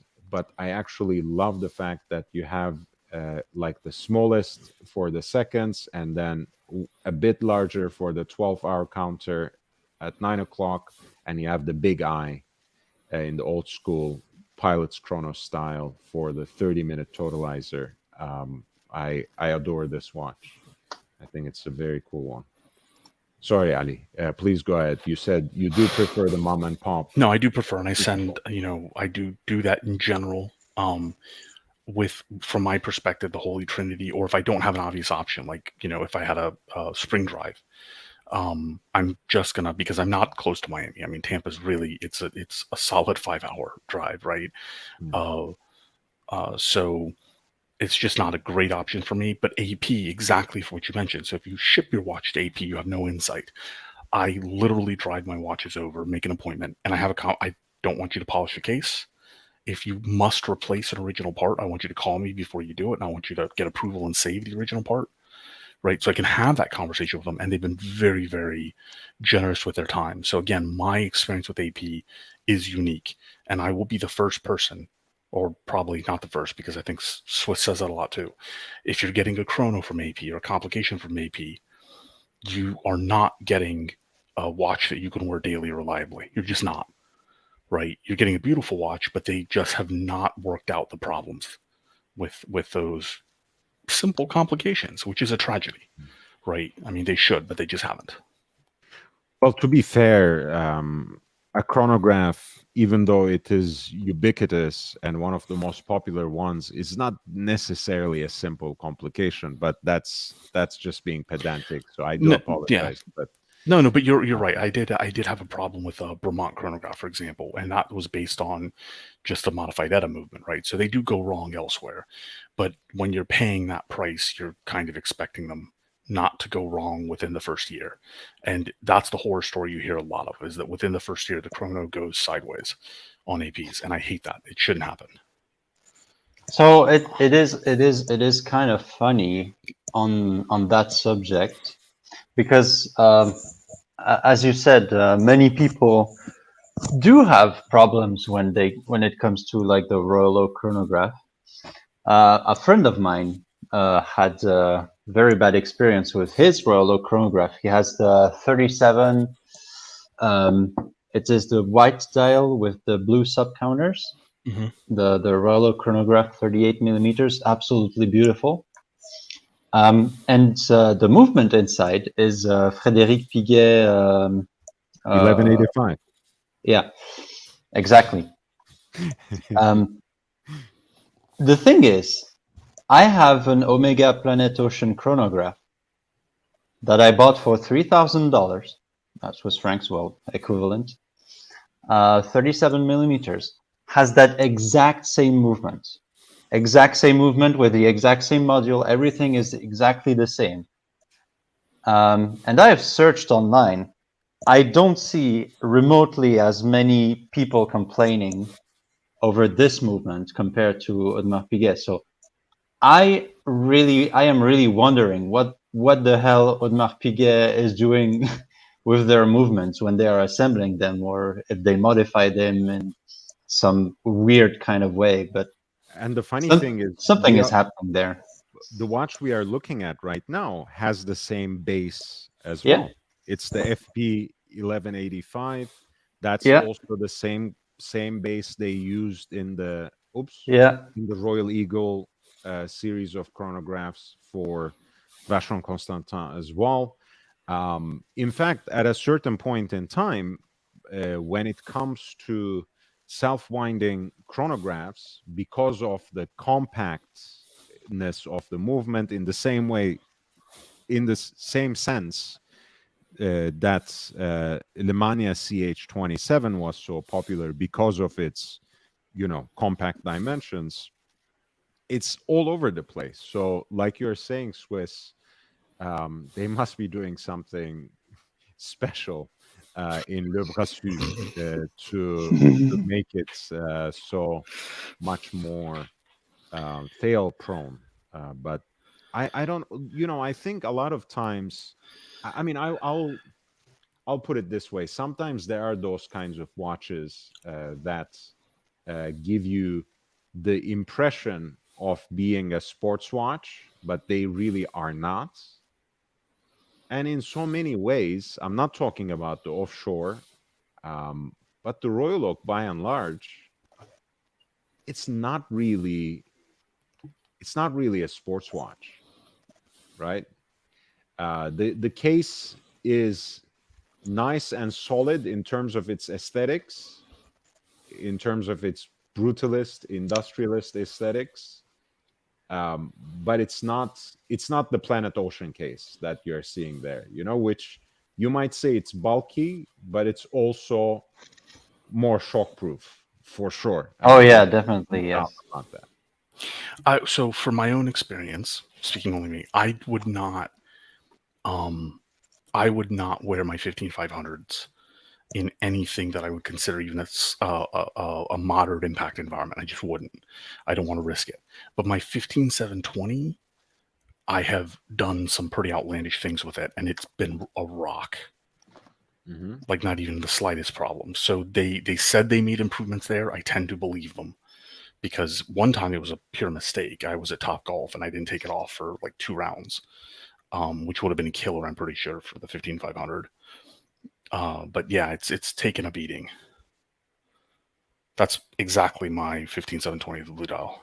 Yeah, and it looks the part too in this case, right? So it's not, looks are not deceptive in this particular case. And I think, again, I've grown to like the offshore as a series overall, and certainly in another life where I make eating tubs of ice cream a daily practice rather than a weekly one, I might actually pull off this big boy in my 50s. I look forward to that time.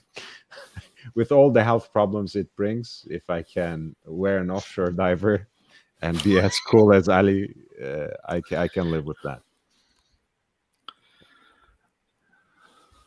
Oh man, this is my type of watch discussion. I know it's not dramatic, but it is. I hate it when Archie says this to me, and I really do hate it. What? So, but I'm going to say it, and I mean it sincerely. It is an honor to be on a panel with the two of you. Thank you. Thank Oh, you. thank you. I always appreciate your company, and Swiss has been here actually one of the first, really. I think from the circle around JJ and Marco, etc. Swiss was one of the first to jump on the panel with me, and he has been a reliable presence. He's not here every day, but when he comes with a serious mindset to talk watches, share some of his experience, talk through some of the pieces that he has in his collection. So I really appreciate that. But coming back to the case construction again, overseas is not only in the third generation, it has always been in a way very serious about these claims of anti-magnetism, water resistance, which is 150, which of course is 3 times as much as the Royal Oak Jumbo, for example. It also has the solid case back in this case, which probably adds to that, again, to that sort of solidity, at least in the form of the anti-magnetism, in achieving that case. So yes, the movement base is the same with previous generations of AP chronos. They have now moved on to in-house movements, but Ali was just saying those in-house movements have their own set of problems. But the overseas, I think, between the three, between the Patek Nautilus, Audemars Piguet, Royal Oak, the overseas is probably the sportiest, or the sportier, compared to the others, which are erring more on the elegant and chic side of that spectrum, I have to say.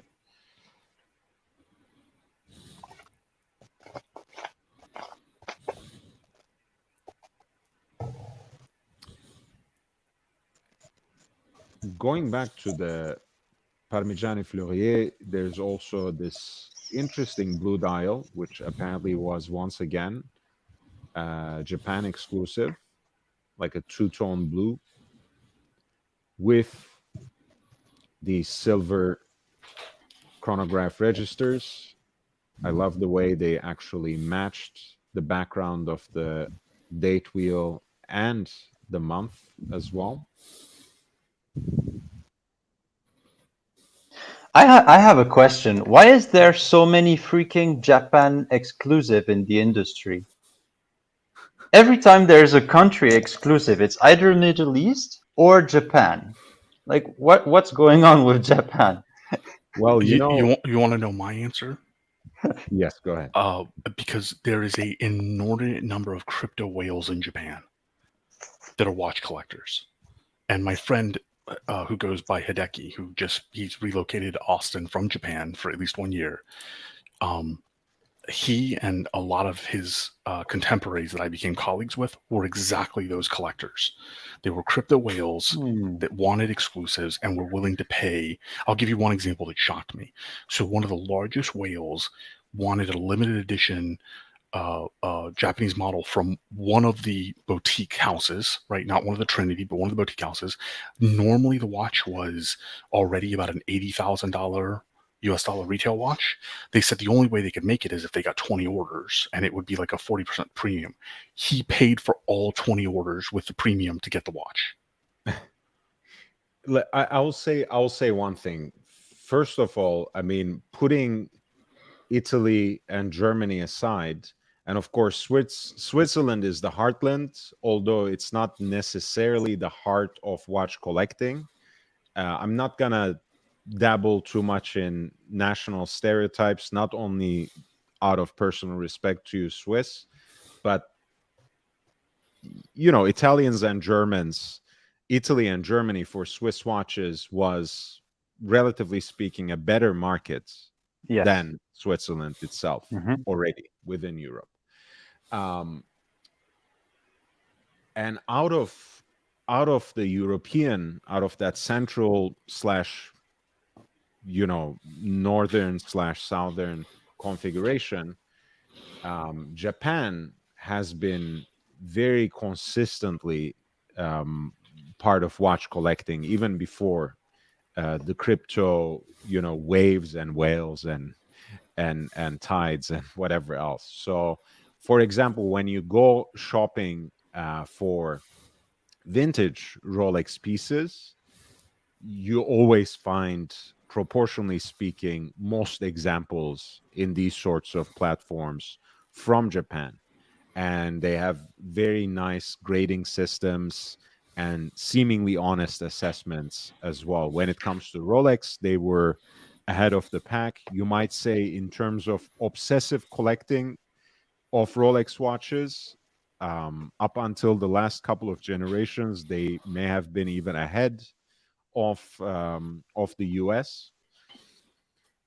And I have to also say, and this is something that I used to know from music, because I used to buy a lot of albums when I was a struggling university student, and I always remember how jealous I was of the Japanese for this reason, because every album would have a Japan edition with 2 or 3 bonus tracks.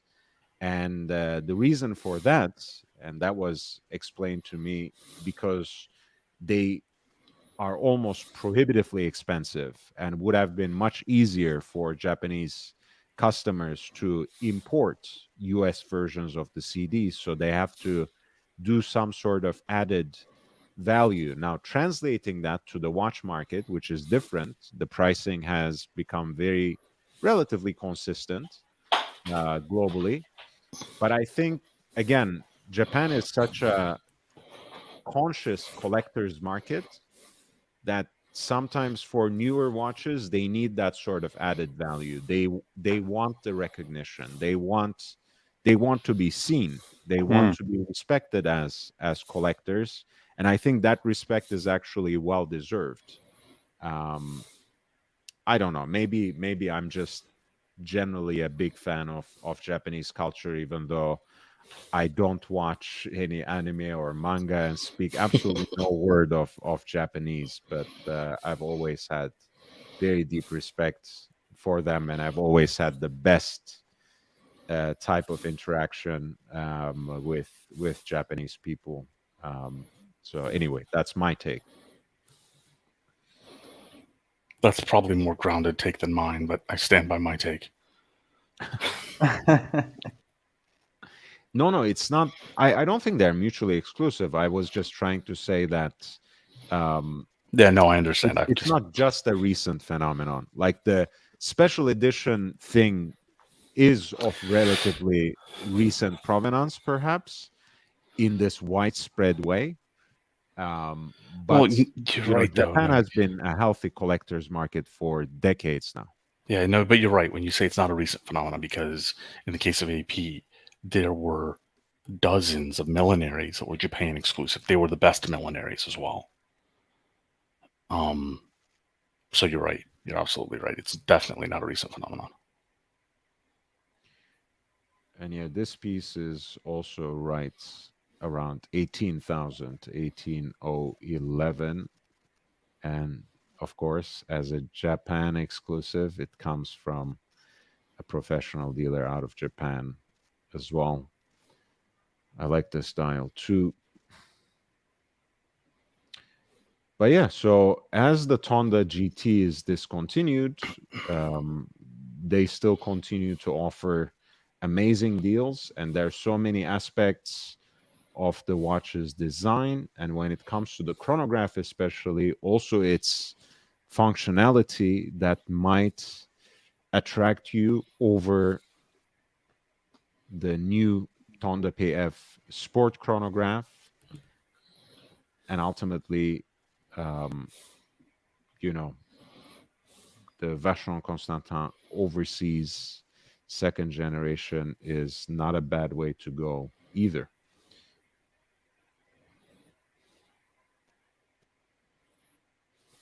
What do you think, Swiss?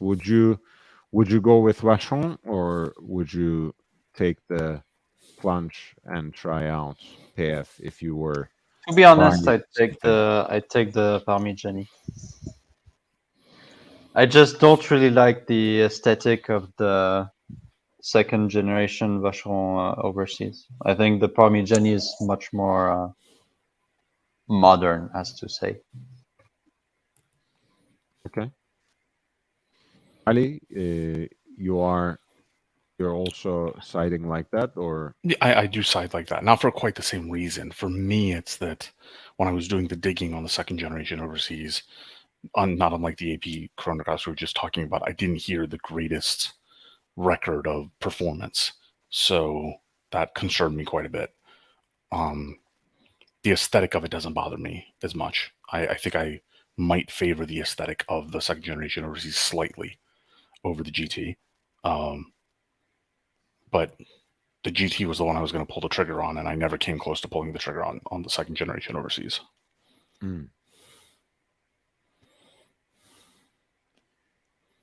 There are a few special editions of the overseas chronograph. I don't want to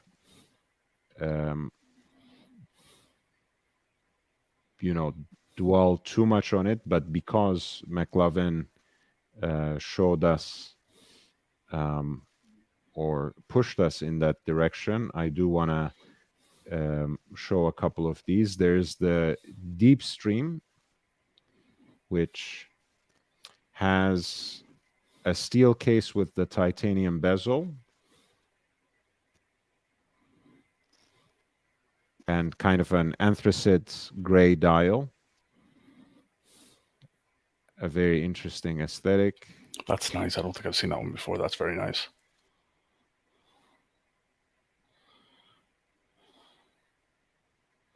You can, of course, get the bracelet from the Vacheron Boutique, the steel bracelet, to match with this, even though I think by standard it comes on a rubber band. There is, let me see.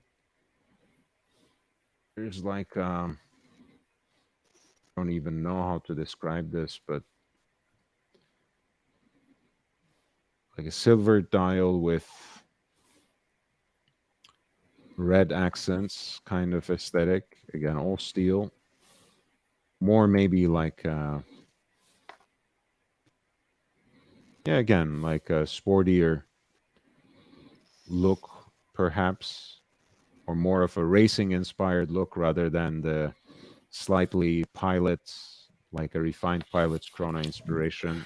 This one I'm not a fan of.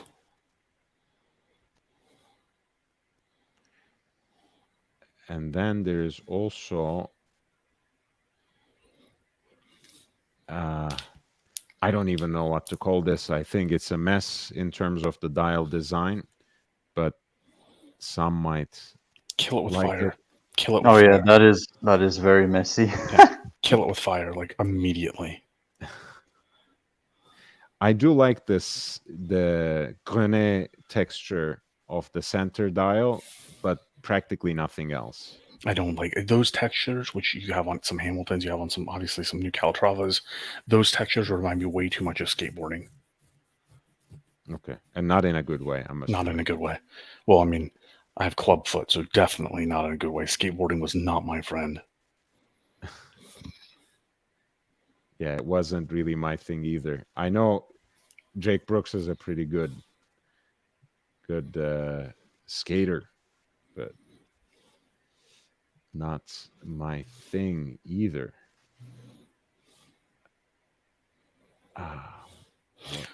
Swiss, can I put you on the spot a little bit? Mm-hmm. So you have shared some, like you recently shared a picture with me where you were styling a t-shirt, jeans, whatnot, and you share some in the WhatsApp group that never make it to your Instagram. Is that just because you're not terribly interested in Instagram, or is there a reason those pictures don't make it there?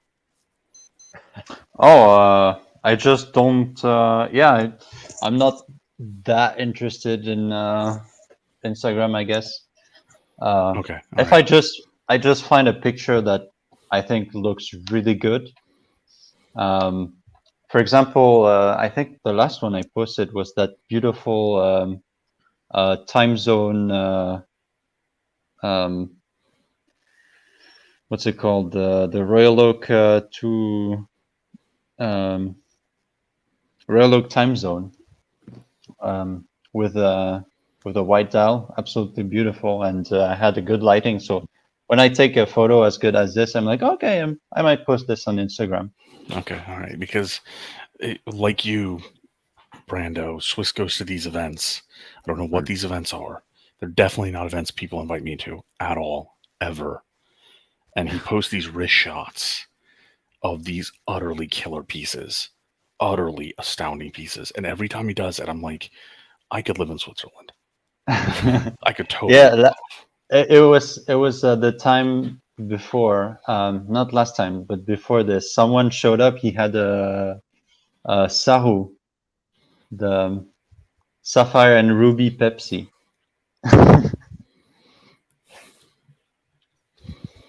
Which now that I've saw it, I can say it's absolutely beautiful.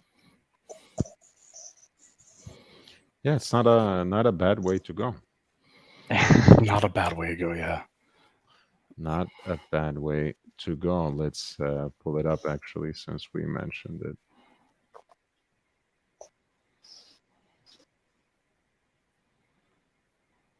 Not a bad way to go. Yeah, that is amazing. And the way it just plays with light, like under the sun or under a particular lamp or something, it can just have 10,000 variation of your bezel.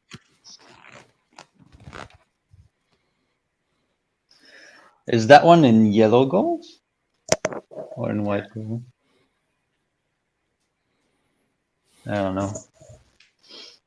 It was really funny because the one he had, so it had the sapphires, it had the rubies, but you know, GMT Master 2 on the dial was written in green.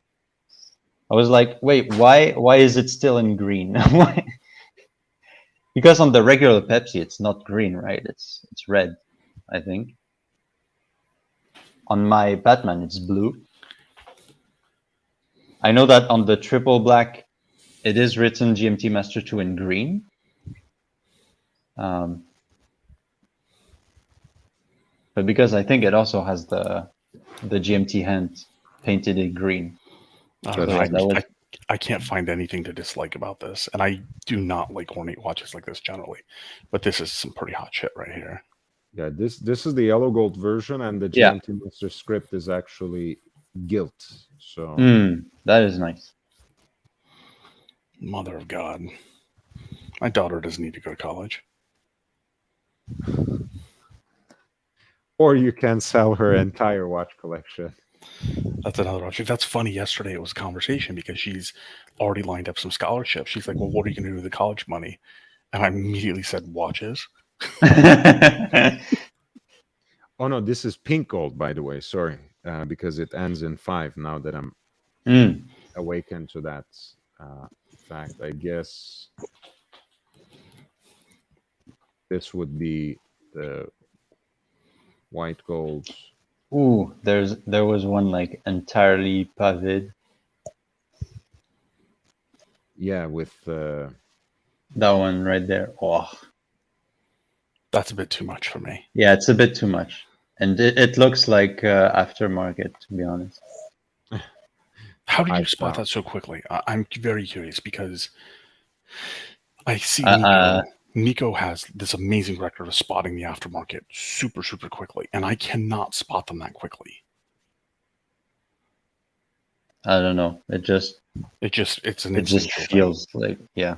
You just are ingrained with that superpower, you little bastard. Well, maybe because I just had a few of them in my hands, and you know, I always look very closely at the dial, how they do it, how they print the logo and everything.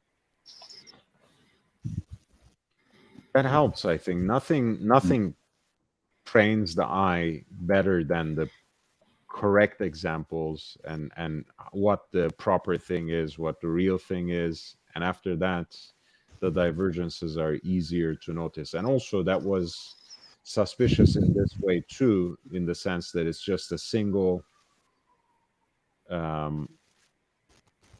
single stock photo. So Yeah. I don't know, that makes it seem a little fishier than, you know, a piece that has a whole spread like this.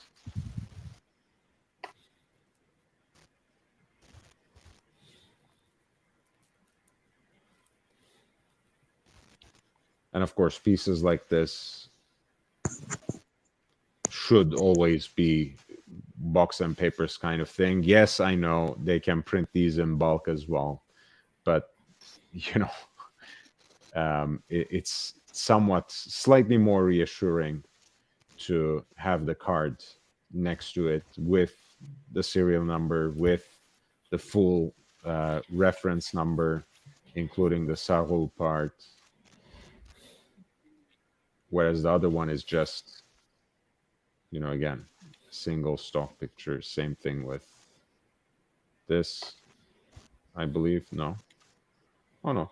This has a couple of other shots.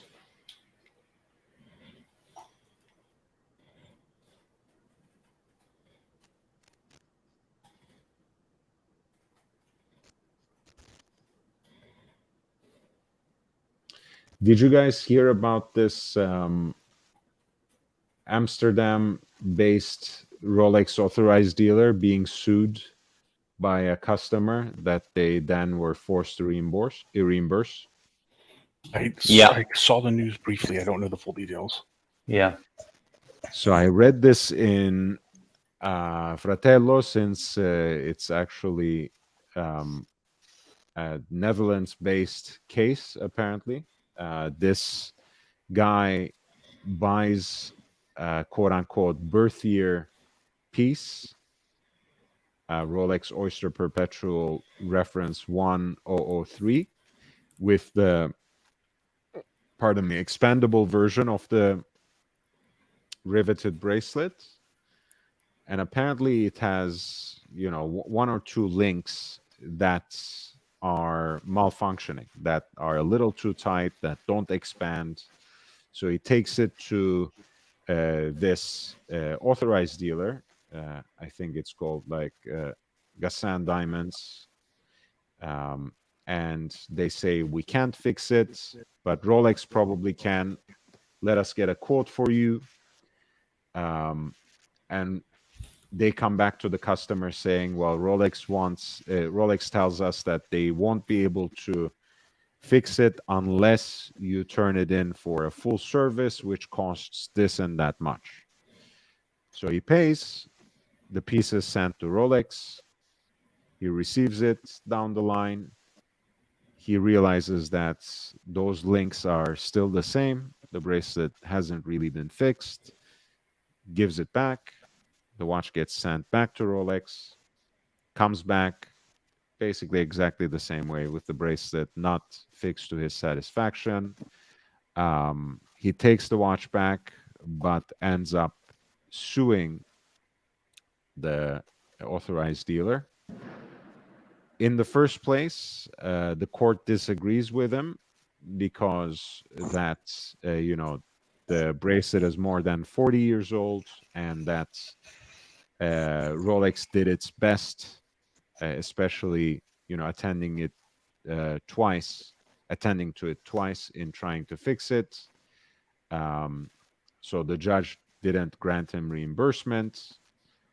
However, the mandatory overhaul becomes another sticking point, which comes to court this time as an unfair commercial practice, right? In the sense that they insisted that he sends the watch to Rolex, you know, for your watch to retain value, you should be sending your watch to Rolex for a repair, and it was the overhaul was mandatory. You can't just get the bracelet fixed.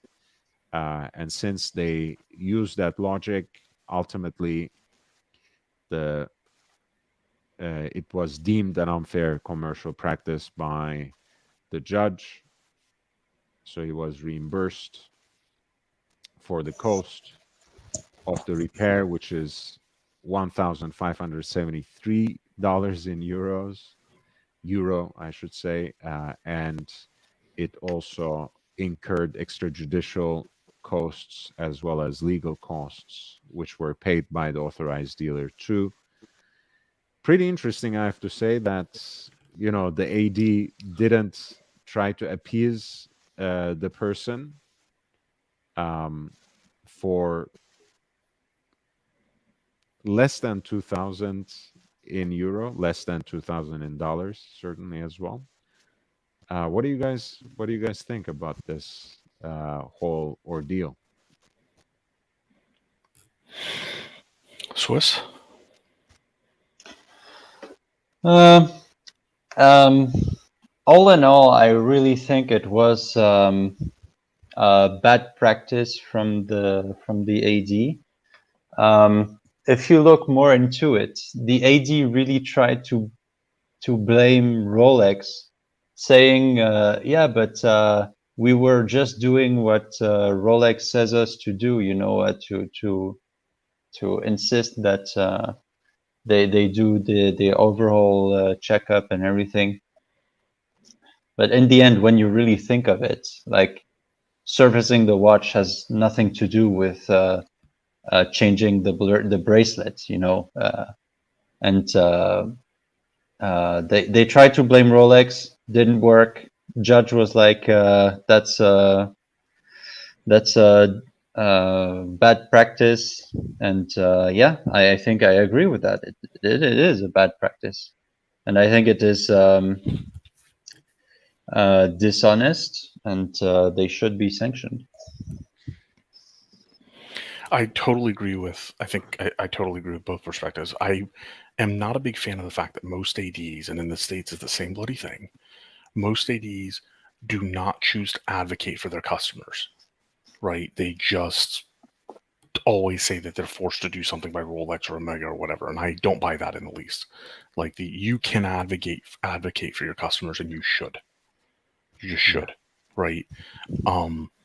I do like to see that there was, because especially with Rolex, right? Rolex has certain practices like that, not returning watches or forcing replacements or polishing against the owner's will.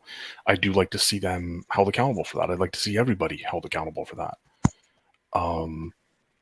So yeah, I think I agree with Swiss on both accounts. I find it interesting, and it has to be, it's not just on principle. I think part of it is just the economy, that people are pushing back on all these practices across the board a few years after kind of the COVID boom, right? Because money's definitely getting tighter. So it's not just principle. People are getting pissed about the amount of money that they're paying for these things, and what they're forced to do to accommodate, like the Ali Rezai lawsuit that he has against the AD, the Patek AD in California, right? Yeah. So are you laughing because of the name? Yeah, of course. Do you know how many emails, WhatsApp messages, and Instagram DMs I got about that? At least 24. Yeah, well, I mean, it's not to, again, your name, especially in full, is very special, etc. But no, I understand. On a certain level, it's like being from Central America and called Jose. Yeah. What do you mean on a certain level? It's like so what's more ridiculous about my name is that nobody on either side of my family for 9 generations has been Muslim.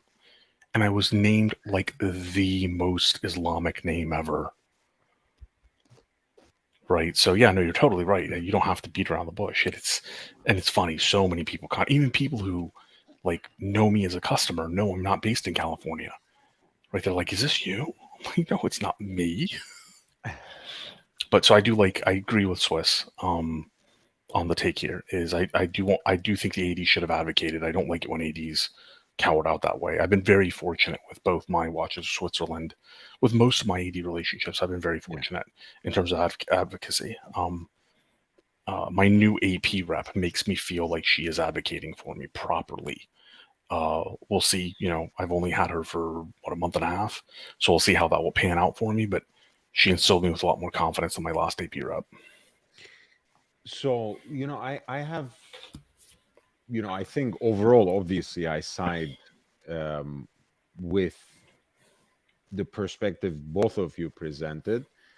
I do understand from the average, customer's perspective that sometimes you just relent to these things because you don't know any better. You don't really know your options. And that's why I think, streams like this have a certain value and provide that kind of perspective. But the average collector, even, I'm not just talking about, the one watch person, is like, fine, do the overhaul.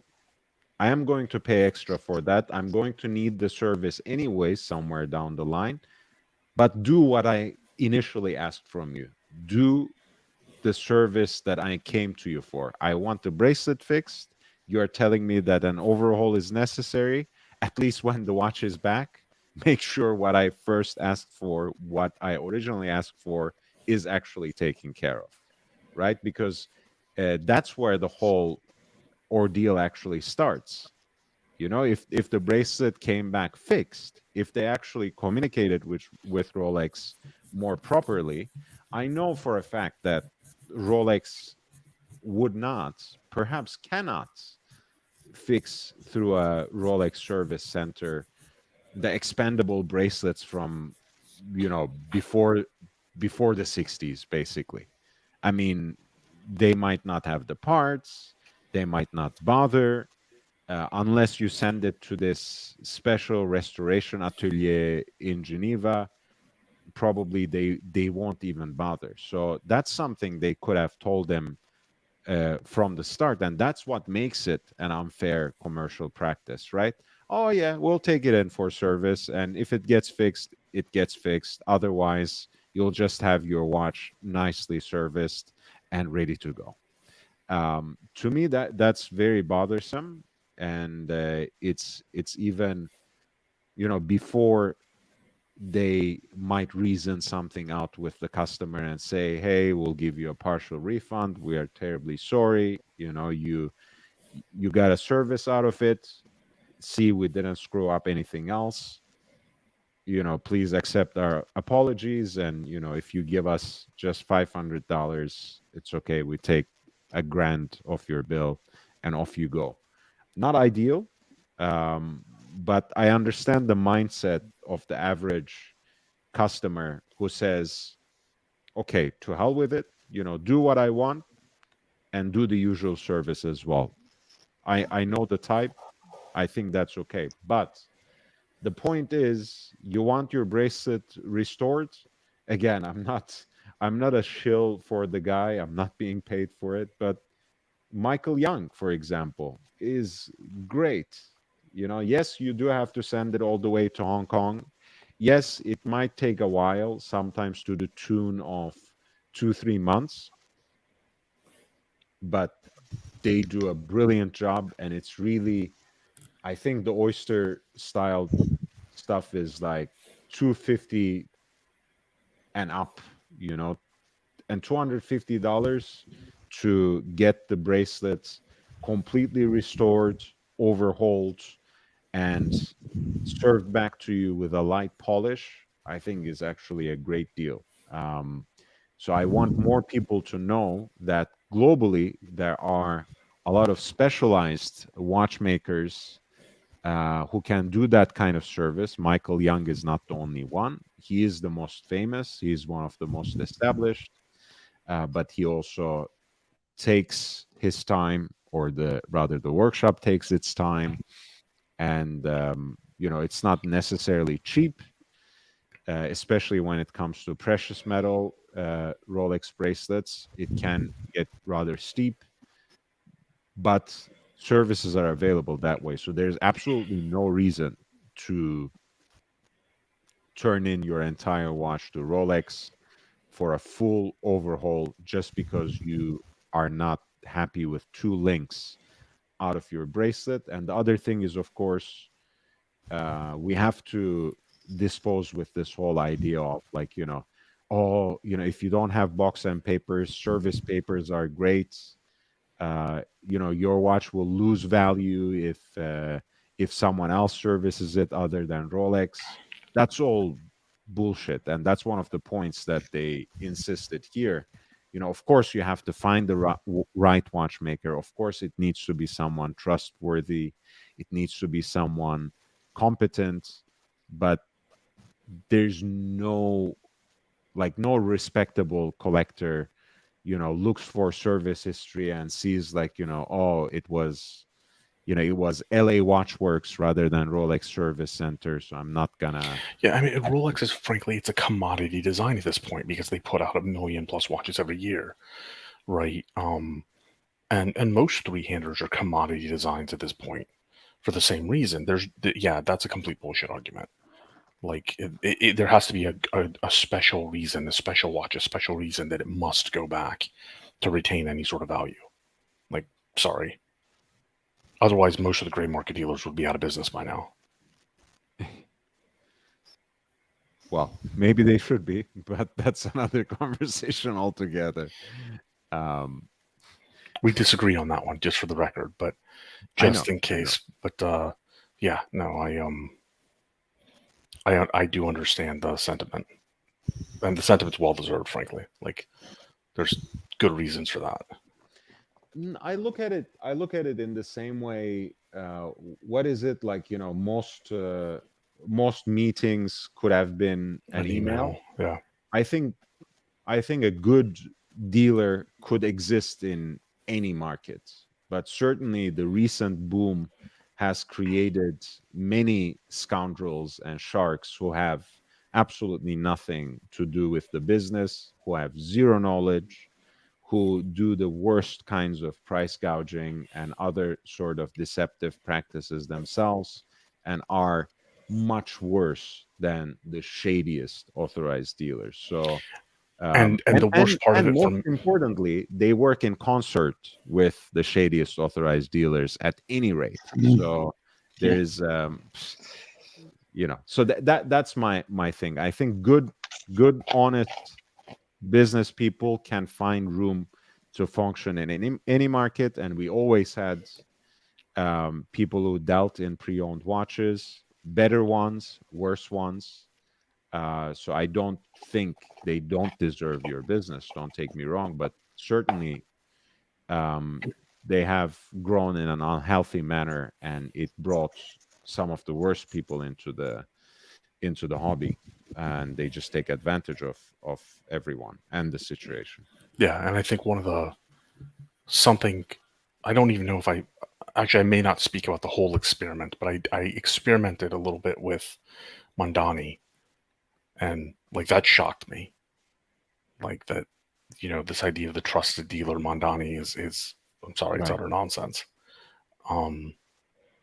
So yeah, it became its own boutique industry of propping up backpack dealers and scam artists. Jesus, yeah. When it comes to remember, when it comes to any mafia type business, the Italians are the best. I'm just gonna say that. That's so wrong. I no love it. I love it, but that's so wrong. No comment.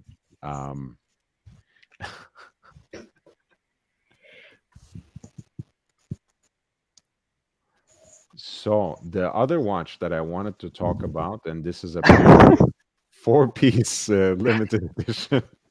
Don't laugh, Swiss. I'm gonna segue my way out of this conversation very fast. I love the Italian people, man. What's better, Greek food or Italian food? Greek food, I think, overall. Swiss, what's your vote? I like both. I mean, so I am half Italian, but I really like both. Yeah, and I think they are both. They both surpass French food.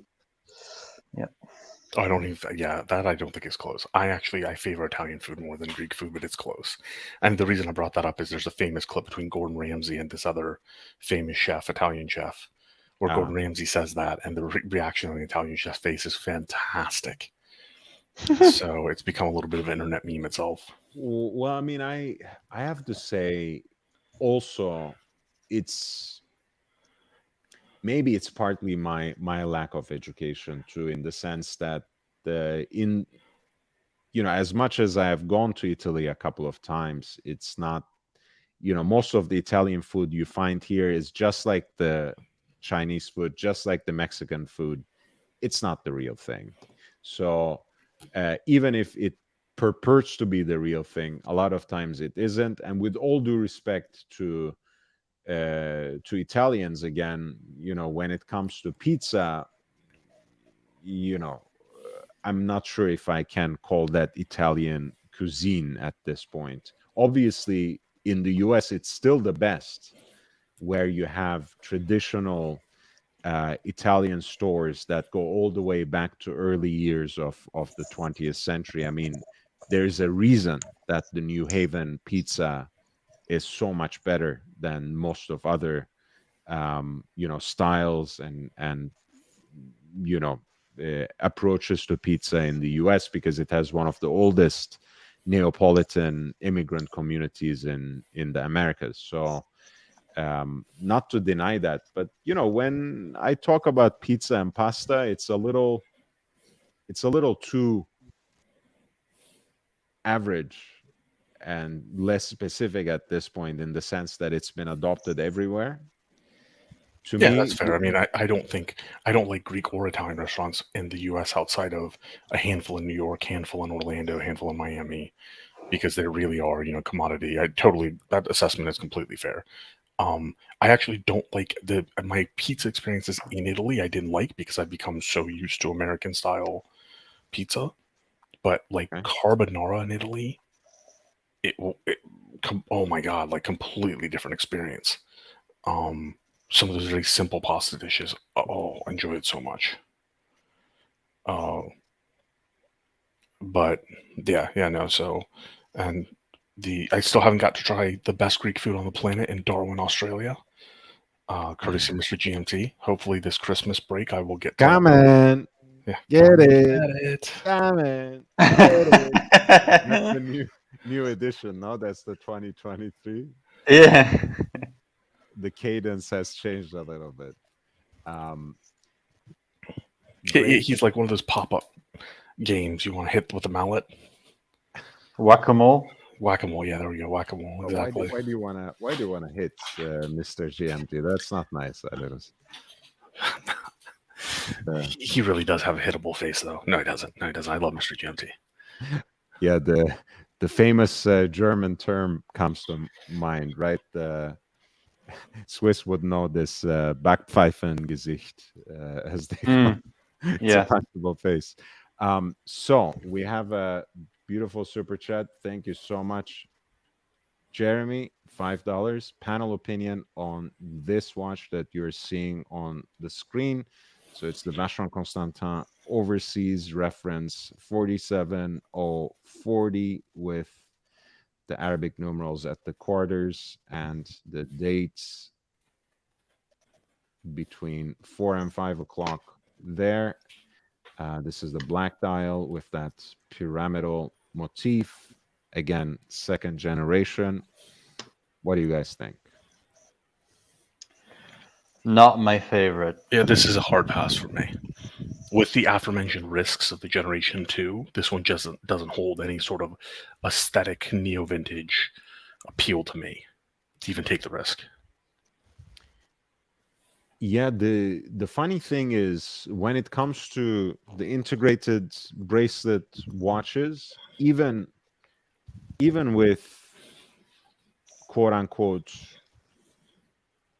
copies, imitations, versions that stray away from the Royal Oak and the Nautilus, I almost always prefer the time and date version over the chronograph.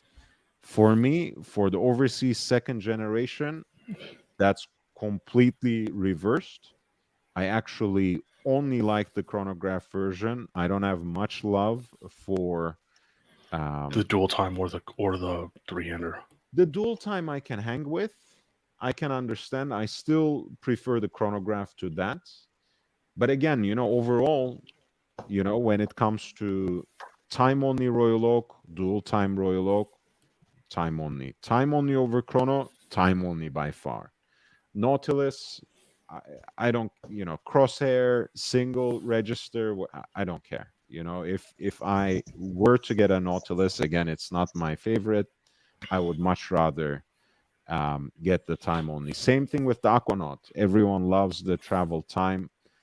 If I were to get it, I would much prefer time only. But when it comes to this, it's just me. I particularly don't like the Arabic numerals on this one. I don't know. When it comes to the time only, I can go all the way back to the first gen. I kind of like that piece. Interestingly, I'm usually good with this, but the reference number doesn't come to me, so I will have to dig it out from my kind of archive. So it will come back to me in a minute.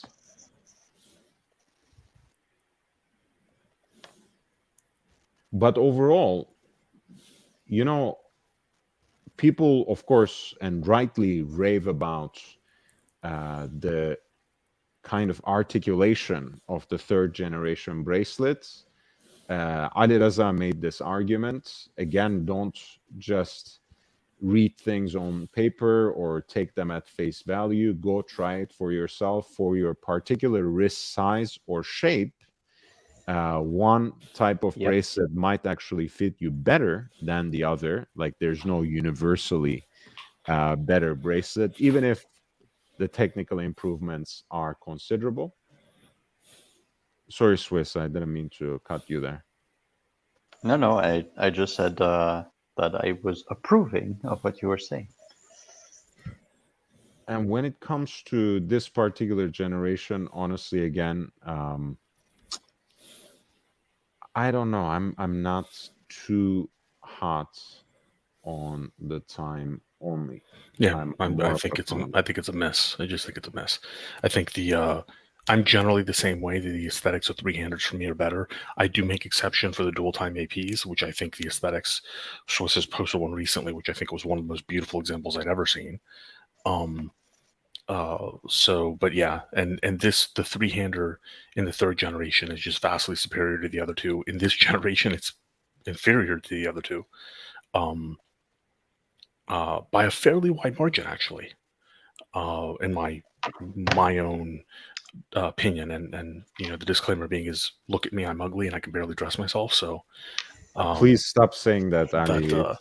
Don't cut yourself short so much. You're okay. You're reasonable. No, I mean I'm just messing around, man.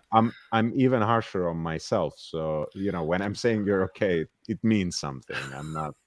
I'm just trying to stop you from cutting yourself down like that. That's all. No, I appreciate it. I'm good. I'm just messing about. But yeah, Jeremy. I know Jeremy he has an interesting burgeoning collection. He added a very cool Bamford piece recently, and he's been looking at some other pieces. So, Jeremy, I think aside from the fact that you really do need to have these on your wrist, and there's not a remarkably good opportunity to have a second generation overseas on your wrist, it's not even worth the risk, in my opinion. I think these are horribly underrated, although maybe that's not proper anymore because since the overseas has become a little more visible on people's radar, they're not such a steal anymore, although relatively speaking, still a decent deal. 37 millimeters, so more of the dimensions of the 222 than the modern overseas, to be sure, but some great options. The blue dial is nice. My favorite out of that generation is actually the salmon, which is yummy. and that would be this. By the way, that's a very interesting deal. The salmon, of course, ridiculously has a premium since it's the new hype. But there you go. It is an interesting color for this genre of a watch, especially.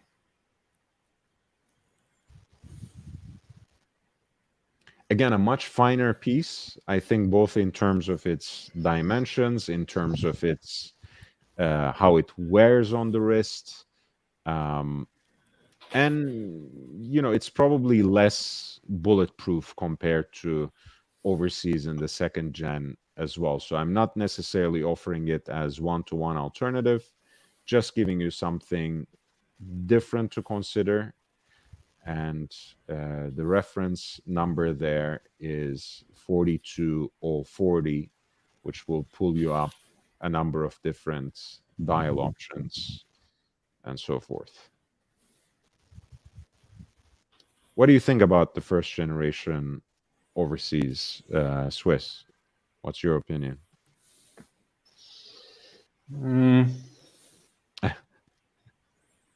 I don't particularly like it.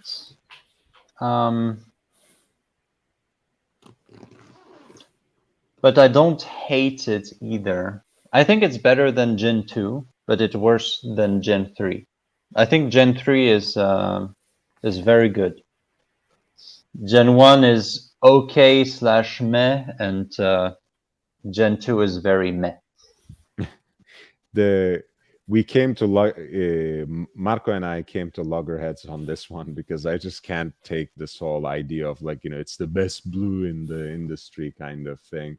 But beyond that, and the overbearing Maltese cross imagery, I think I'm a fan. I mean, I like the Overseas. I don't love it. I think even beyond that whole imagery, I think I would still not go after it, but most certainly it's a serious watch. I mean, I think for Vacheron Constantin to finally enter that segment in earnest, it was great. Still has the anti-magnetic properties, still has the 150 meter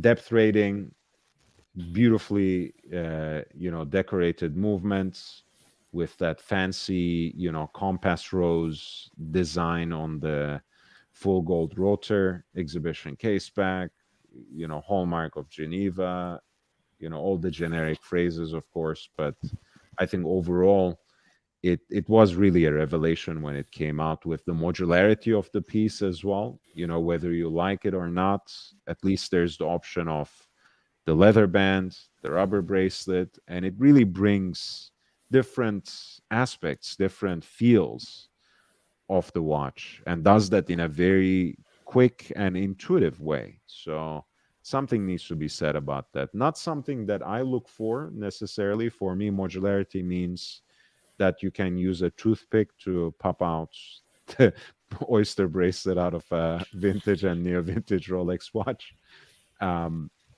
So I'm not really for that, but I can understand the value that it adds to the end customer experience. I don't like the first generation. I just don't like it in any case. The Maltese cross has obviously has been subverted historically. It does not bother me the same way it bothers some people, but I have now at this point, you and another person I would consider close YouTube friends, that it does bother them. So it has definitely played into my consideration. Actually, I mean, pardon me, I'm not even sure if it bothers me, because I know, for example, that I'm gonna have this watch sooner or later.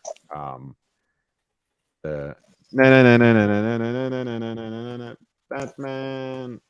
This one. Oh, this in white gold is one of the Oh, the watches. Chronomètre Royal, yeah. Yeah, Beautiful. I have to own this reference 6694. Just the logo, I'm fine with it. Everything, from the halflings and the parts of the bracelet, enough is enough. I mean, it's it's too much. But yeah, sorry, Ali, I interrupted you. No. That's God, that is a pretty watch. These are the type of watches I couldn't pull off to save my life. I like this. I really liked this release. This is an insanely cool piece too. I tried this on in the suite again. Maybe I can quickly upload it to Instagram. Let's see. I will work on this while we talk. This is, this just screams elegant to me. Swiss, do you not like this watch? Or Yeah, I like it. Slightly too big, in my opinion. But for bigger guys, it's perfect. Also, people with bigger wallets. You know what I much bigger wallets. what I just saw on Chrono 24, something I've never seen before. There is overseas 2000 V for sale. It is the the 39 millimeter ultra thin, 2 hands only, Gentry. Gray market dealer. On Chrono 24, yeah. If you just type Vacheron Constantin 2000V, it is for sale for $167,000. That's my favorite one, by the way. Remember, Me too. I think it was the last time that we were gushing over it. By the way, wait, before I bring that up. Ooh. Yeah. First time I ever see it on the market. Okay, Jeremy Butcher, $10. Okay, you have 20,000-ish to spend on a sporty watch for an 8.5-inch wrist. Now, the budget part, I understand.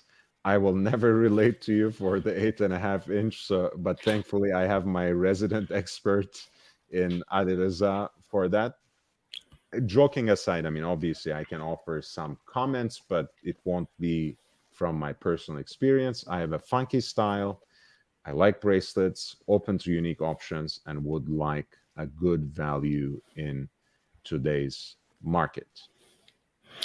All right, you Jeremy. go first, Ali. You go first. Okay, speaking as the resident Sasquatch, if you have 20,000 to spend, and you don't have at least a significant multiplier of that in reserve, I would say don't spend the 20,000 right now. Look at something like a Planet Ocean on the secondary and continue to build up your stores so you can get the killer watch. Because from my perspective, once you break 5 figures, right? Say once you break 12.5, maybe 15,000. Once you get 20,000, you should be considering saving for a killer grail-like piece in the $40,000 and up. That's my opinion, right? In the $40,000 up. So look at like a Planet Ocean, which can be had for tremendous value, look great on 8.5-inch wrists, have a phenomenal track record, and have so many aesthetic variations that you can match your Porsche, you can match every Psycho Bunny shirt you have. You can do it all. That's my opinion on the matter. Now, financial opinion aside, current generation 3-hander VC over pretty much anything else. What do you think, Swiss?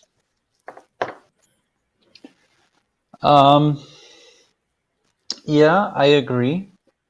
I just wonder what he's thinking, what he was thinking when he said a good value in today's market. It has to retain its value, or it has to be a very good bargain. Like as people like to say on YouTube, a good bang for your buck. Because that's two very different things. For sure, and thank you for asking for the clarification, because I think Yeah.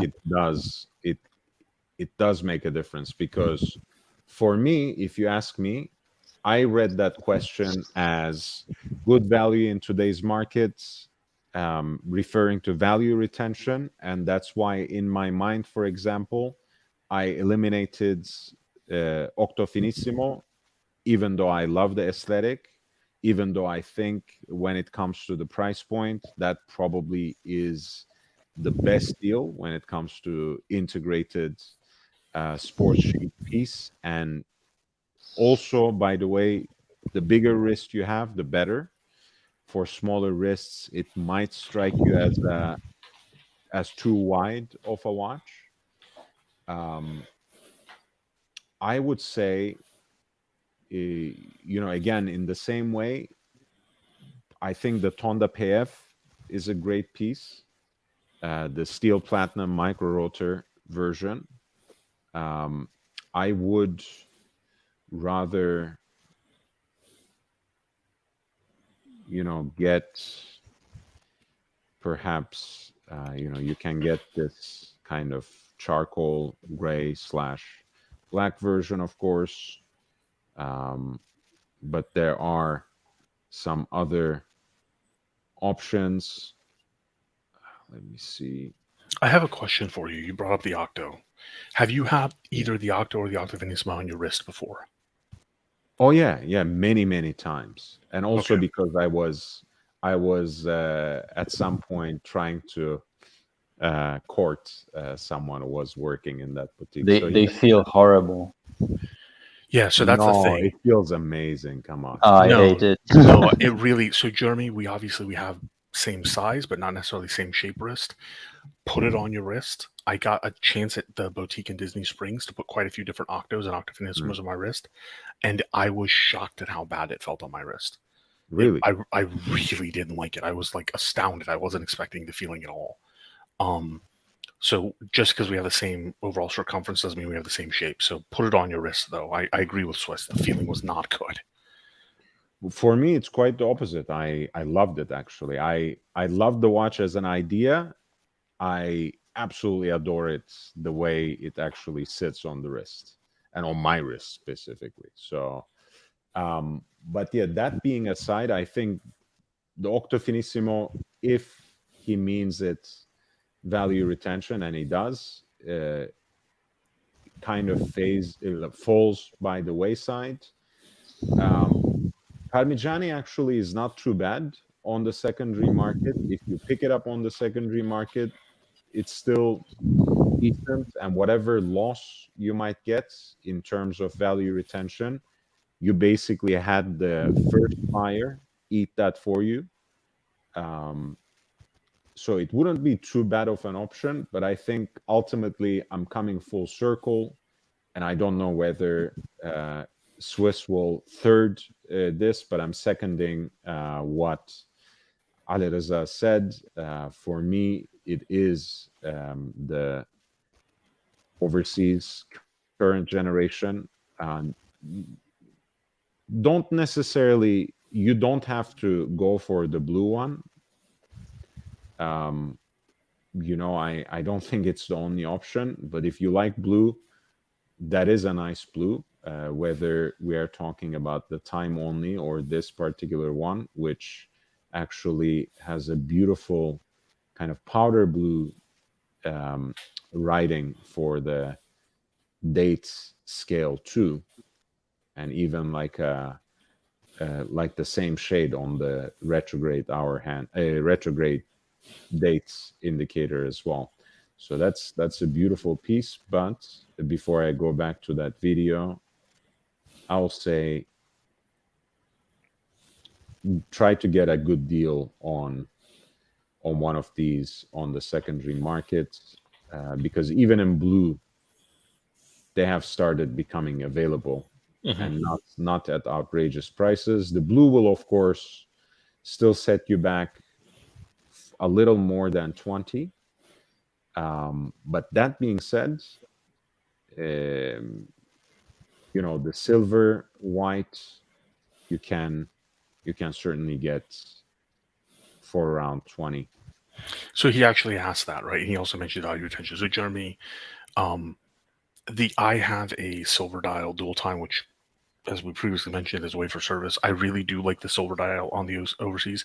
However, the black enamel is highly underrated, right? So definitely get eyes on both. The silver dial is excellent, but the black enamel dial is highly overrated when you see it underrated when you see it in person as well. So don't rule that one out. Let me see. Is it enamel? I said enamel. It's not enamel. It has an enamel characteristic to it. It's not enamel. Because it's last time I've seen one, it was actually a matte dial. Yeah, You were talking about the Gen 3 overseas black dial? Yeah, it was definitely not. Yeah, it's extremely dark, like when you see one of those Moser's Venta Black. So it almost feels like it's one of those glossy blacks, but when you look very carefully, it is actually a matte black. Okay, to me it looks very much like a lacquer or enamel. Yeah, I know, but that's mostly because of the the crystal on top of it. I think it's lacquered, because purely for the reason that black enamel is one of the hardest colors to produce through that process, the pure black, and Look into probably this. not something that they would use in a 25K watch. So yeah, the black dial, I think, could be a nice option. The silver, gray / white, again, you can find them on the secondary market for 20,000 for sure. You don't have to be beholden to just Chrono 24, of course, but they are available.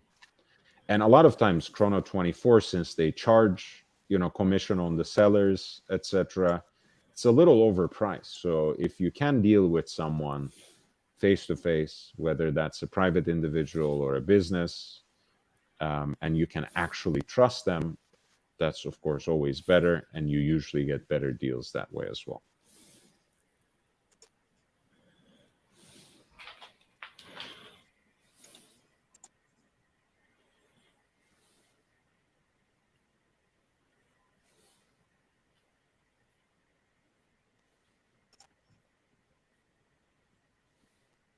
Yeah, you see, I mean, it's almost come back to list price again. Yeah.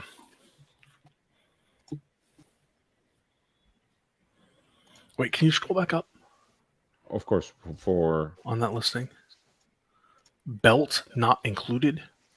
Yeah, that's Japanese for include the leather strap, which is exotic material. They don't even bother to try to ship it. Yeah, that's their way of saying the leather strap will not be included. I mean, you might be able to work out some deal with them, but they're not going to ship it with the watch. That's what it means. No, just I don't know if I've ever seen that wording before, and it caught me off guard. Yeah, it's direct translation from Japanese for sure. Even though, again, I don't know Japanese, but although with 8.5-inch wrists, it might as well be called a belt. That's true. By the way, that being said, I know Wristwatchholic, who has the dual time, was actually gifted a belt made by Serapian Milano when he got his overseas from the boutique with the same half Maltese cross buckle as well. Yeah, that's so nice. Yeah, they did not. They did not give me anything. I paid handsomely to get the links and the strap in the proper size. Handsomely. Nice. No, it wasn't nice. It hurt. Yeah, not nice. It hurt. I mean, I didn't say it nice in that way anyways. I was trying to be ironic, but yes. I'm Now, sorry. I did the AP actually did me a solid when I needed the longer rubber straps for the 15720. I did pay for the links for the 15500s, but which were surprisingly, they cost me less than links from my overseas, which I didn't expect. But AP just sent me the longer and that new groove design that they have on the inside for the 15720. They just sent it to me with the buckle. Like, it was very nice of them. That is very nice of them. This time I mean it unironically.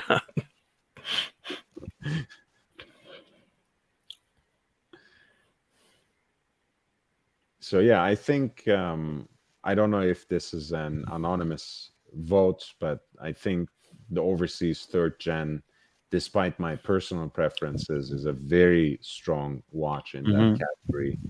And I think around 22K, it's well worth the money in today's market, the way you put it, Jeremy.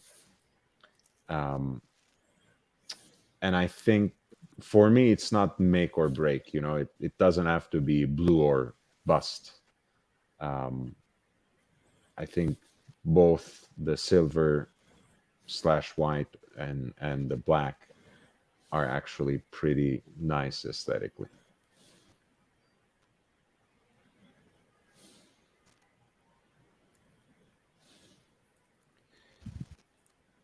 All right, there's another watch that I wanted to look at together because apparently Moritz Grossmann just got Martin Tillman as one of their ambassadors and made him like a kind of a 4-piece limited edition watch. Did you see this, Swiss? Did you see it? Yeah. Oh, well, I never saw it in person, but I do remember when this came out. Beautiful watch, but if I remember correctly, it's extremely expensive.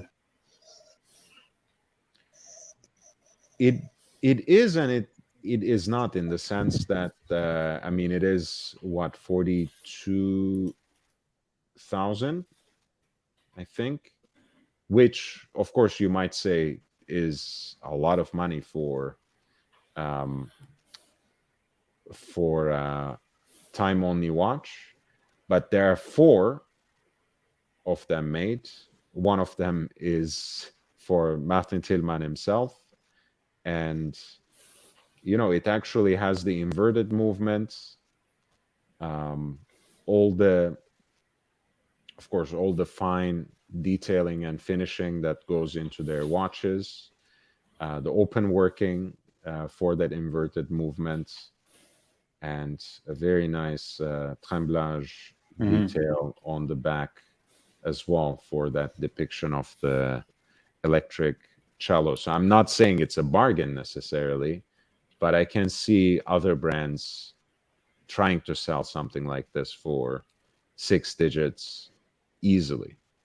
Again, Moritz Grossmann is not necessarily an investment watch. It's not necessarily cheap, but I think for the quality of finishing and the unique kinds of detailing and treatment they have, they deserve some sort of recognition, I guess. Of course. Yeah. It's a phenomenal looking watch. I'm dangerously unqualified to comment other than on the aesthetics. I'm completely Homer Simpson in this context. No, go ahead. That's already valuable. Because, I mean, look, when it makes sense, an open worked watch, quote unquote, a skeletonized watch, and I think this is much more open work than skeletonized, um, is a lot about aesthetics. It's about the aesthetics of the mechanics, perhaps, if you want to Yeah, put I it mean, that so way. skeletonized is way overdone. There are many watches that should never be skeletonized.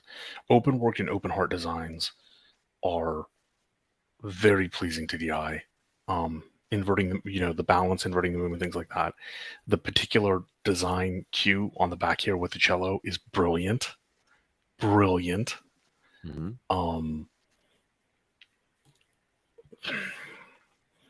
But I have no experience with Morris Grossman myself. I don't think I've ever had a Grossman on the wrist to comment on the finishing. It looks remarkably detailed in the finishing, the leaves and whatnot. But I don't know, man. It's You know what? Now every time I think of Maurice Grossman, it makes me think of Tim. So. Shut up. I really he went didn't there. I want didn't do it. anyone to mention that. But quickly answering Jeremy's question, Jeremy Butcher, $5. Thank you so much. Would you get Vacheron Constantin overseas over a Rolex Sky Dweller? 100%. Fuck That would be yes. my vote. Sky Dweller is such a mess. Just don't get a Sky Dweller. Forget about the Sky Dweller. Get a Vacheron.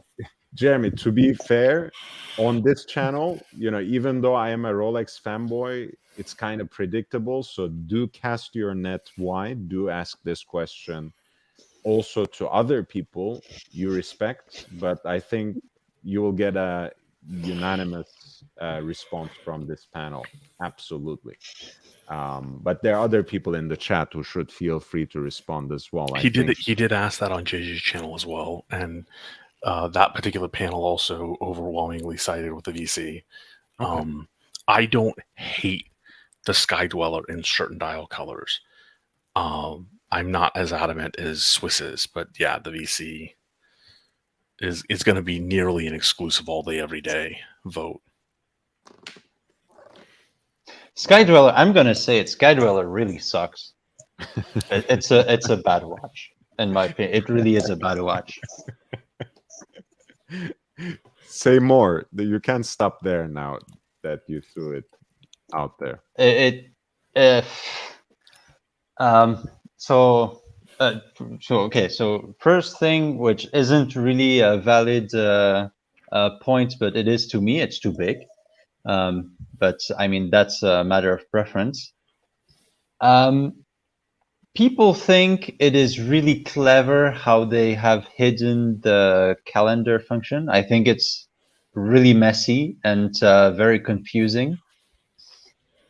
If it was done well, I would think the command bezel thing could have been a good idea on paper, but when you try to use it and when you think of it, it's really not a good thing. You never know on which position it really is, and you have to try a few times. So, okay, now I am on this on the date setting, and that's really annoying.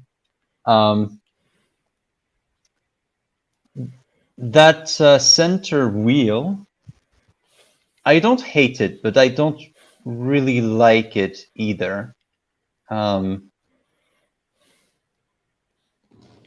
Yeah, but really, I think the complication for me, it's the real bad thing for me, and it's just a very beefy Datejust, and they were like, okay, we have to do a very big beefy Datejust, to have an annual calendar. How can we do it? And they just messed it up super bad.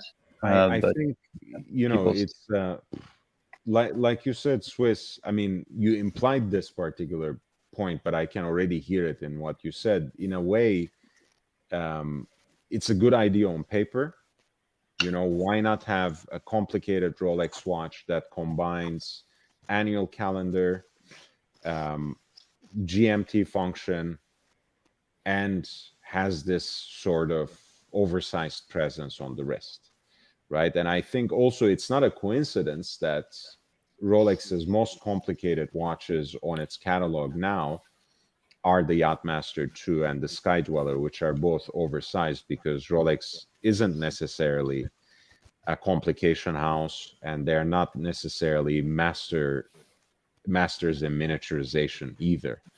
Now, that being said, as Jeremy is implying in the chat, that can be a reason to choose these watches because they're big. But I think in today's world, Jeremy, in today's horological world, I mean, I don't think that should be at the top of your list when you're making a choice. That's one Rolex that fits me in terms of size. I mean, there's a whole wide world out there where you have even some independent brands that at the very least retain value and sometimes even give you something back.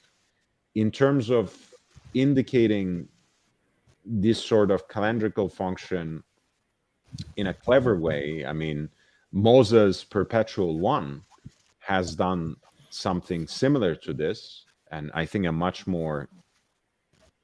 better and much cleaner expression of the same concept, where they have a micro hand in the middle, which points to one of the 12 indices, one for each month, obviously.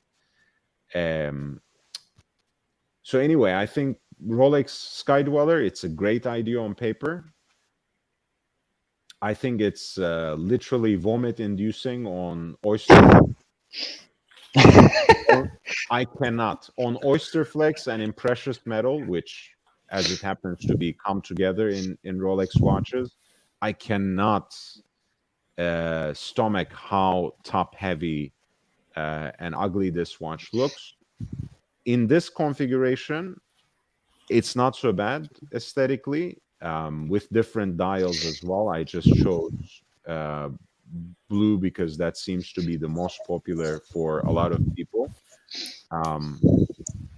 But yeah, I think ultimately it's good on paper, not so great on execution. I think the dial, they have refined it by eliminating the Roman numerals, I believe, in the first generation. So it's a little more legible now, but it's still too much. There's too much going on, even though not necessarily difficult to read, I have to admit. But it's still busy looking. Yeah, don't choose the Sky Dweller just because it's a big Rolex. That's an easy way to put all these things that I have been saying. Yeah, the command bezel Swiss was saying is a bit of a nightmare. Like, I do not understand what they were thinking with that.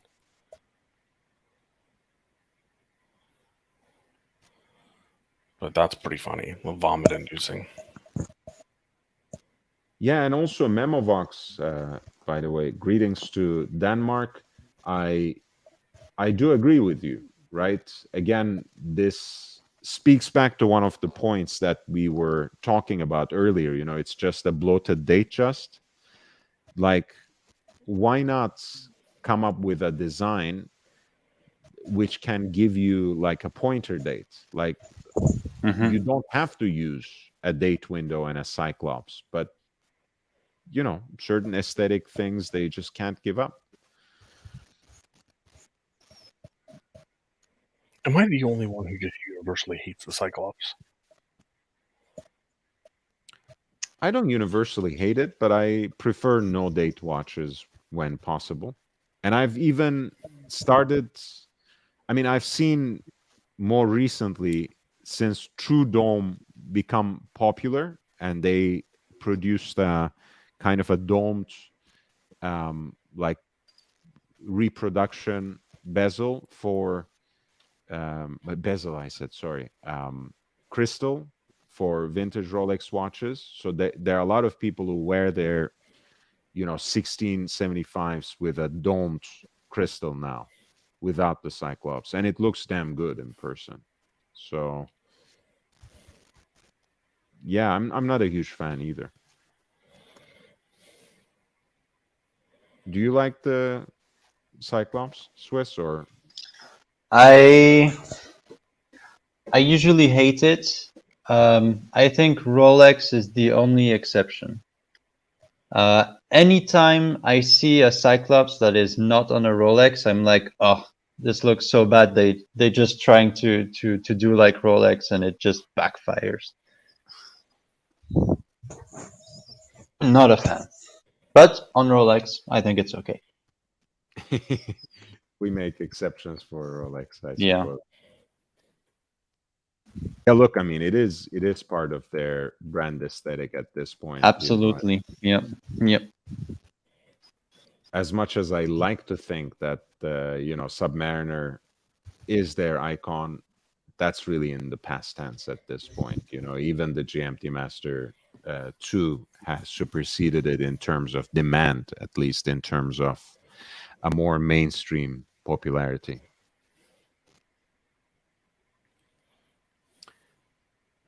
Oh, Gentlemen, it Ali, is there's 2:10 in the morning here, and I'm a bit worn down, so I'm going to call it a night. Thank Thank you so you much. very much. Everybody, don't forget to upvote, click that bell, leave a comment. All those things help push it out to the algorithm. Keep an eye on July 1st for YouTube subscriptions, but the Patreon is active, alive, and well, and it is worth the money in my professional opinion. I won't say expert opinion, professional opinion. It's worth the money. And Swiss, Brando, always appreciate the education at the discount tuition. It's I don't think it can be beat in the world of live horology YouTube. So you guys have a great night. Thank you. Thank too. you, Ali.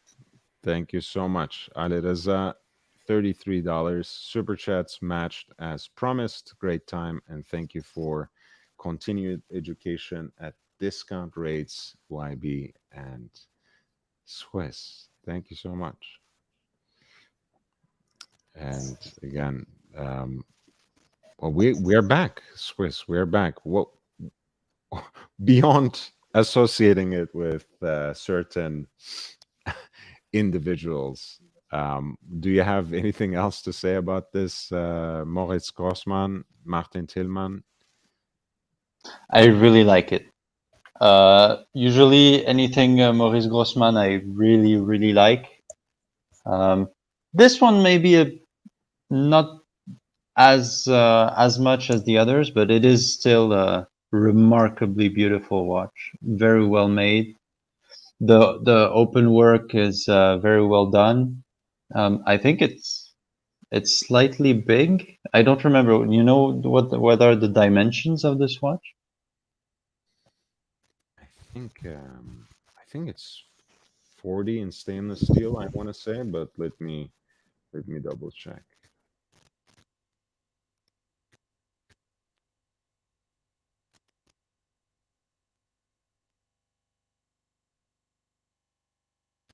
Okay.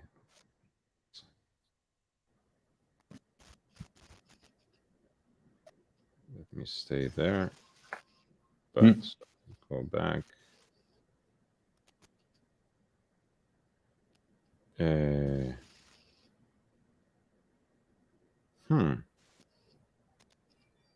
Why can't I find? That's strange. Please continue while I try to hunt down the. Yeah, sure.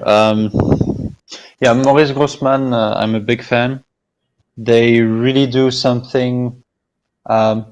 It's very German style, but they still always do something very unique. The model I really enjoy is the one that has that special bumper, automatic, the automatic bumper in the movement. Very old style, very beautiful. very well executed. Yeah, I really enjoy Maurice Grossman. Okay, very interesting. I don't know if the whole press release actually contains anything about the sizing of the watch, except of course they do have, I mean, I can kind of guess because they have other watches that use at least the regular version of that caliber, which is a caliber 107.0, and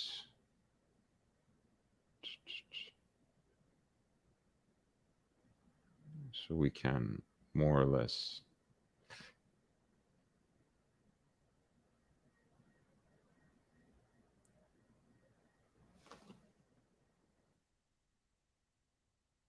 this is driving me insane. There's no note of it in there. No, nothing. No.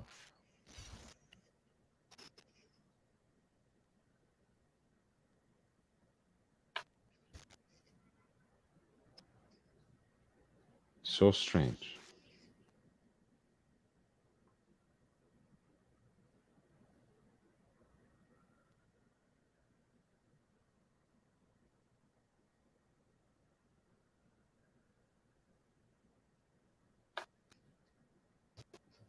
Okay. All right. What else? I don't know. You have another watch that No, I you mean want? you don't have anything to add No, on. no. Well, I mean, I like, I like they had a full mirrored, basically construction of the same movement so that they could expose the hand engraved balance cock, that ratchet wheel that has three distinct bands of a snailed finish. Yeah, that is very nice. And if you look, the balance wheel is very large, so Yeah, which that's very pleasing. At least aesthetically, it's beautiful. And yeah, since it's very large, it's gonna tick slower, so you can. It will really look nice to the eye. right.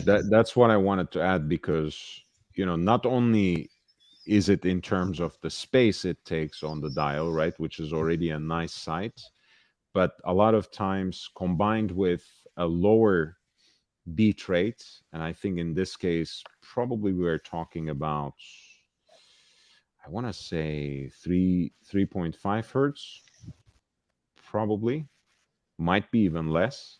But in either case, what you are going to see is kind of like a, um, of course, breathing hard.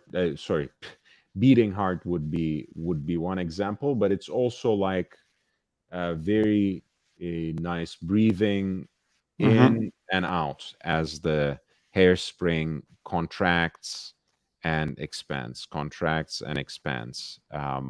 So to have a larger balance wheel with a lower beat, which is usually um, an aesthetic choice as well in a lot of high horological watches, is very pleasing to the eye. And here you have the benefit of that right in front of your eyes on the face of the watch. So that's pretty cool. I actually like the aesthetic of these like spare or spear shaped hands, Yeah. kind of like alpha hands, but with a larger stem, so it's even pointier.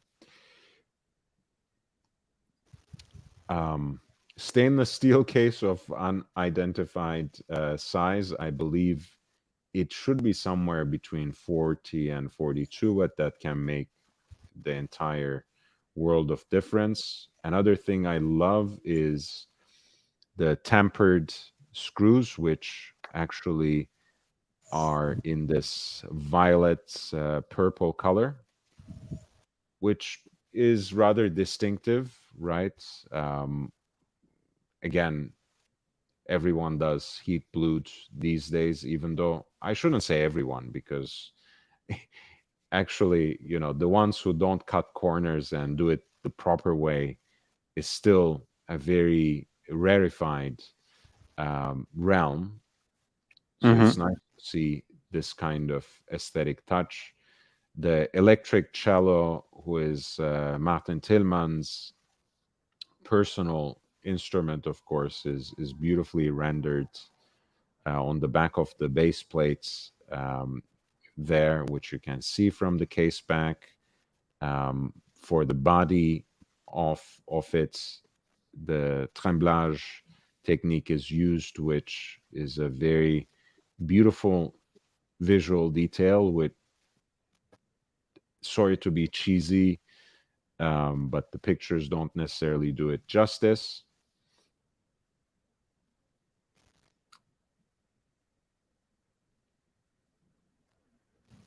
And I think before I say this, I should double check, but are those diamonds Swiss? The jewels that are used? They don't look like rubies to me. I don't know. It can be just synthetic sapphires. Since rubies are basically synthetic sapphires. Just they have the pink color. Maybe they chose clear sapphires, but Probably. yeah, You're right. I don't think it would be diamond. Diamond would be very expensive to have diamonds, even just those size. Very expensive.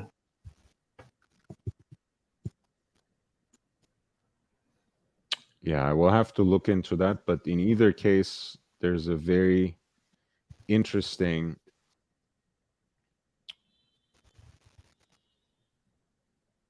proposition in stainless steel. Again, you can certainly say that in so many ways it might strike you as overpriced because Moritz Grossmann is still, to a relative extent, less well-known brand, less recognizable name, appeals to a niche group of collectors.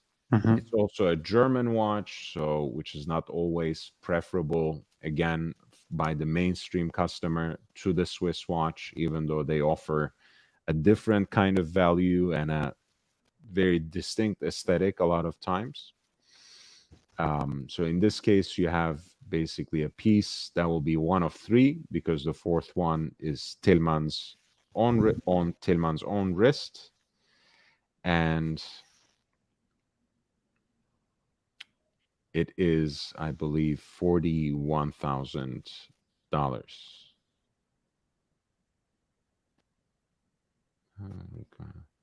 Trying to see if there's another detail.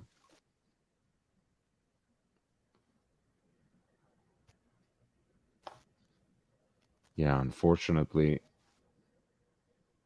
those measurements are missing.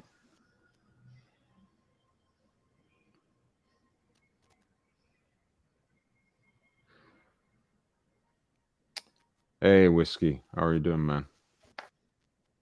man? Chris was asking Swiss what's in your collection, if you can do a quick rundown for him. Yeah, sure.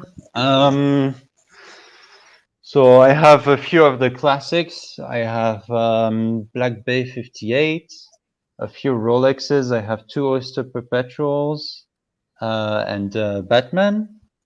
I have two Omegas, Planet Ocean Chronograph and Constellation Two-Tone. I also have Jaeger-LeCoultre Triple Date, Master Control Triple Date, Vacheron Constantin traditionnel, time only.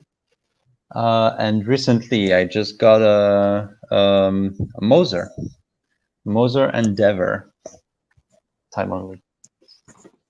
The Bukhara edition, right? Yeah. Bukhara. With gem set bezel. Very nice. You actually showed that last time you were on the show. Beautiful piece, and I loved the fact that they were very discreet about the blue, which they reserved for the Yeah, I logo. love that. Yeah, love it.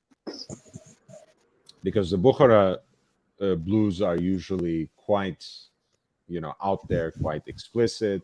Of course, Yeah. chosen as a dial color a lot of times, and it's understandable. Um, but I'm glad they went their own way, which has a lot to do with the aesthetic of the brand by and large. Mhm. Even though sometimes they are better known for their trolling, so to speak, but I think that's a little um, undeserved. Although it's partly their doing, so I can't protect them too much. There might be. Is there a video for this watch, or they are just talking about? Wow, I love the German makes everything sounds better. Neugeburt von Musik und Zeit, Sondermodell Yeah. Electric Fellow. Wow, man. Well, I mean, the English is not too bad, but uh, you know. But yeah, this is very, very cool. Chris says, I want a VC, but they don't make it anymore. Which one? Which Tell one, me. man? Let's check it out. I was going to kind of take a peek at our favorite auction house from Zurich, but we have about half an hour, so it might be perhaps better to um, entertain the viewers, the members of the audience, with some answers to their questions. And JB, welcome back. Nice to see you, man. Which VC are we talking about? I saw, by the way, the American CEO was wearing the Conde de Vache 1955 in platinum. Mm-hmm. Alexander Schmidt, actually, an Austrian gentleman. That's a nice watch that I just glimpsed. Also, speaking of Vacheron Constantins that don't often end up on the secondary market. We were just talking about one. This is our personal favorite of the Overseas series, 2000V, the ultra thin, built on that time-honored Jaeger-LeCoultre 920 Eboche, a smaller and slimmer case, white gold on the integrated bracelets, and with that unique silver anthracite gray kind of dial. And you can almost immediately recognize under the rotor that's JLC 920. Of course, beautifully finished, assembled, and regulated as it befits a watch that carries the hallmark of Geneva. I also kind of adore the blue accents there for the minutes. And finally, no seconds hand, of course, and no date. Wait, are you showing something? I think it's not showing. Thank you. Yeah, there we go. Oh, holy grail right there. Yeah, this is a beautiful one. I think it stayed in production for a very short time, maybe 1.5, Very maybe short, 2 yeah. years. It was introduced at the beginning of the 3rd generation. Still used. It was presented in the same way as the stainless steel version, with the same kind of modularity, the rubber band and the leather strap, as well as the integrated bracelet, but it was built on the base of the Jaeger-LeCoultre 920 Eboche. So it was, I think, around 7.1 millimeter thick and 39 millimeter case size. So it is Yeah. actually smaller too. Perfect dimensions. I think the overseas is slightly big, and I've heard many people say that. So this one is much better. It is. I agree with that. Although I've tried this bad boy in their pop-up here as they're renewing the boutique. It wasn't so bad, honestly. But I agree. I think 39, same with the jumbo, it just fits Mhm. better.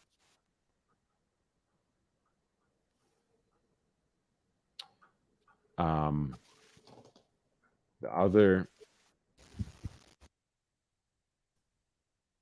one that I saw, which, by the way, again, relatively speaking, is still an okay deal, especially what we have seen just now.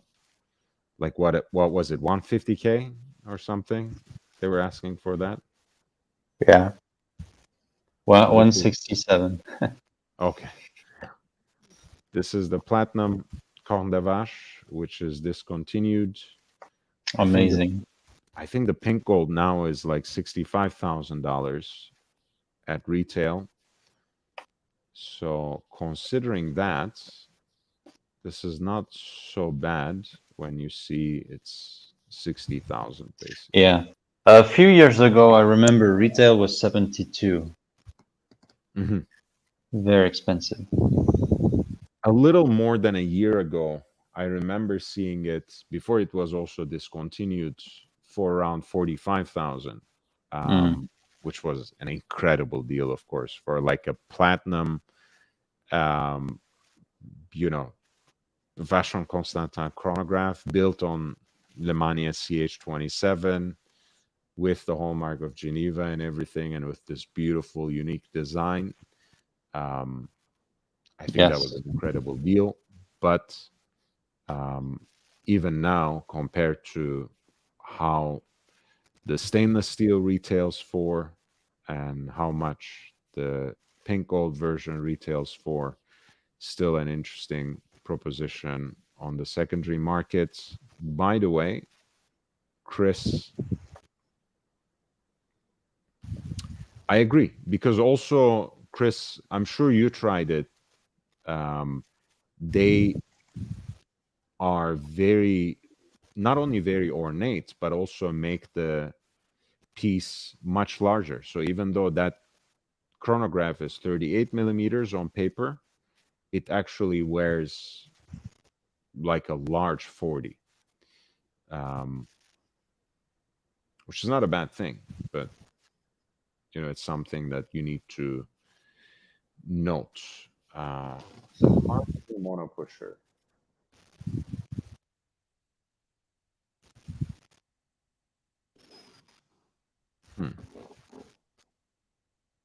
I don't know the reference number on that. Just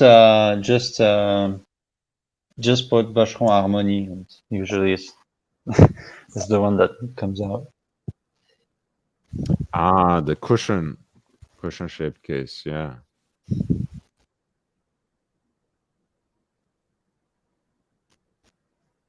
Oh, that one right there.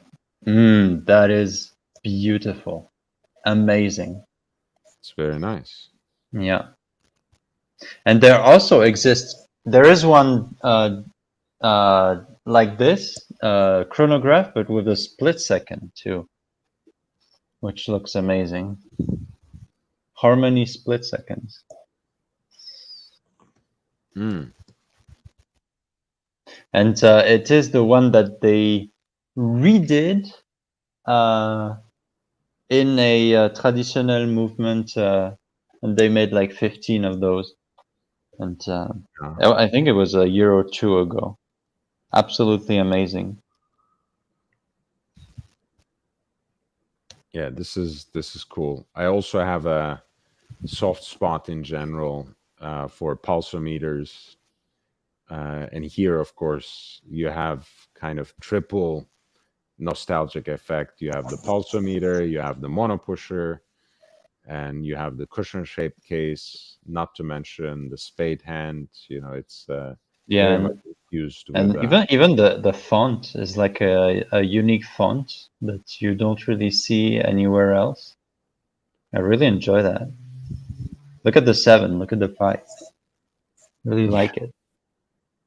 Yeah, that's very cool. And I'm guessing the one is power reserve, kind of up and down. Yeah, that's a power reserve.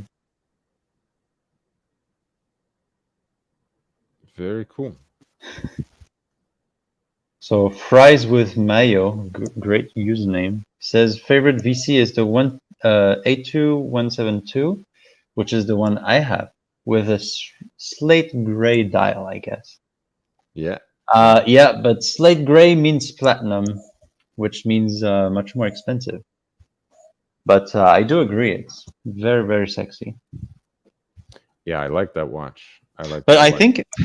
think I saw it on Chrono24. If you type the A2172, there is a special. Guess what? A special Japan edition once again, with a guilloche dial, which is not too expensive, around like 21,000. Special Japan edition with an amazing guilloche dial, also the slate gray, which would be my my choice between. Let's see which one.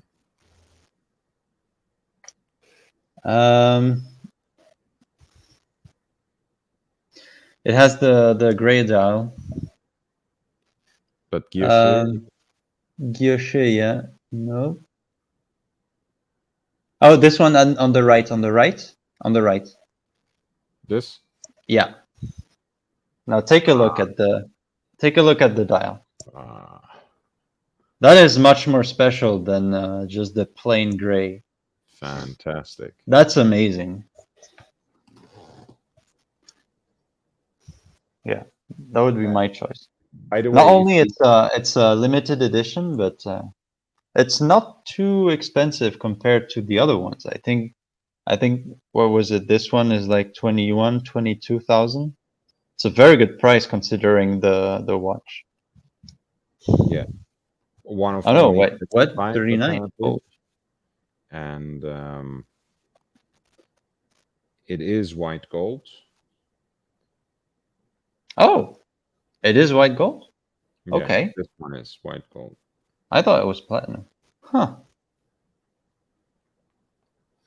But I think you have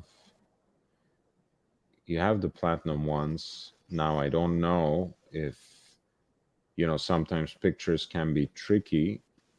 So I don't know whether that is what is meant with slate gray.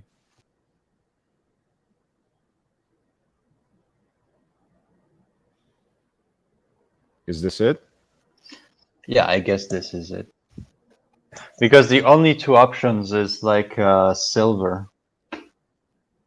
Silver, or that creamy silver on the rose gold.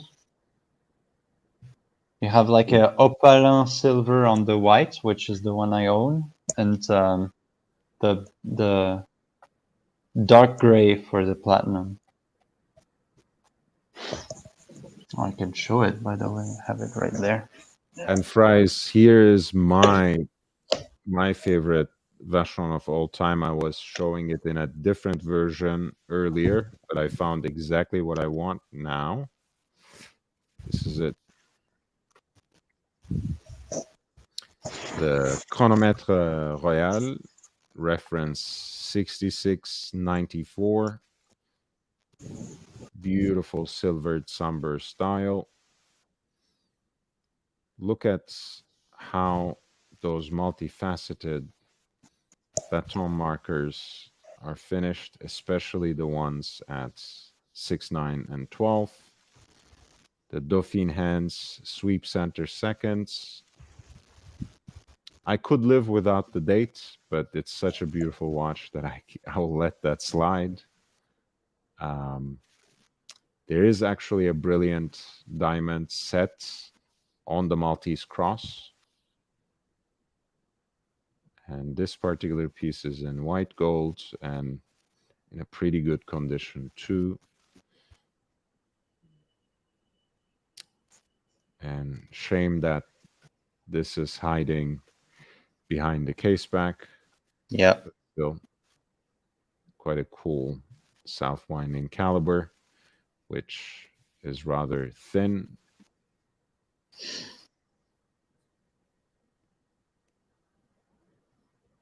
Decent on the wrist too, like looks here.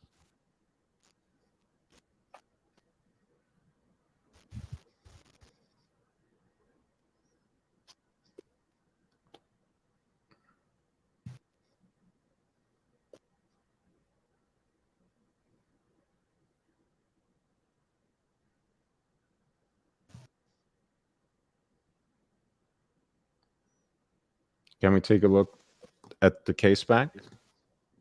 Oh, yeah, sure. Give me 1 second.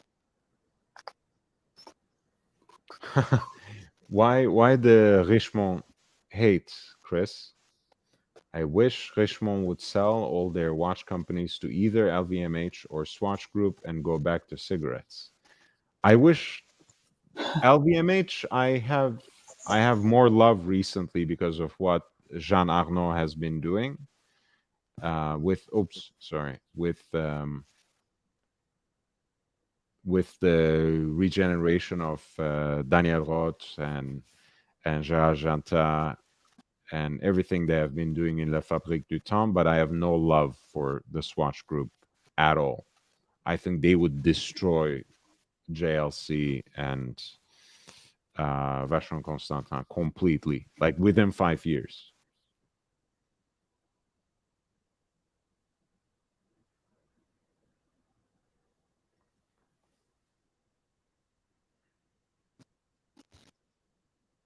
Yeah, that's a beautiful piece, man. Wear it in great health.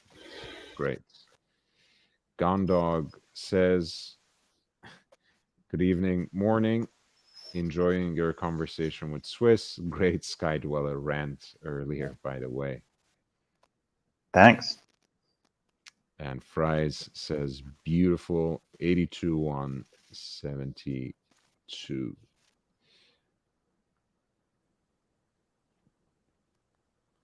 Yeah, I'm a huge fan of Chronomètre Royal, especially in this particular version. I guess I wouldn't kick the yellow gold one out of bed for eating crackers, but this would be ideal. And I also like how it speaks to, the long-standing tradition of the manufacturer, to make watches with chronometric precision, going all the way back to pocket watches. I appreciate that. So Chris says, I have an irrational desire for a Carbotex Submersible. You know what? I have a friend who has this one. He has the bright blue one, with the blue lume and the bright blue rubber bracelet. And it is an awesome watch. It is really awesome. It is super solid. Like you could throw it on the floor, it would break the floor. Yeah, amazing watch. I love it. Oops. It's not exactly this, is it?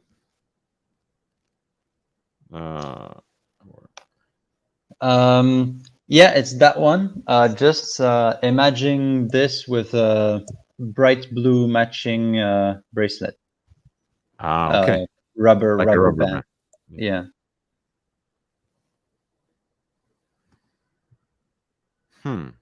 It is really nice. It's a perfect summer watch. Like if you go on vacation somewhere, it's perfect.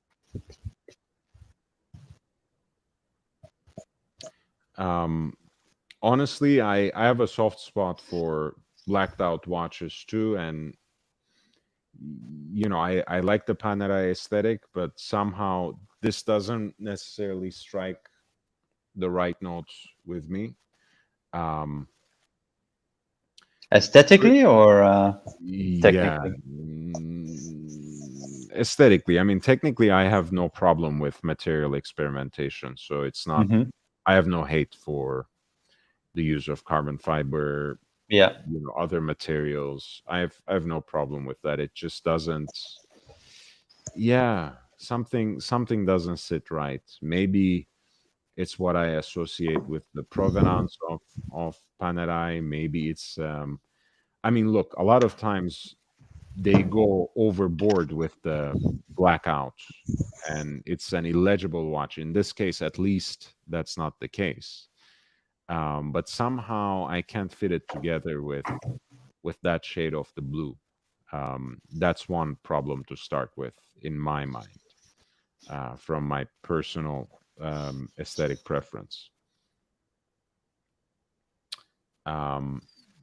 Chris, yeah, with all due respect to your opinion, I can say the exact same thing about Swatch Group and LVMH.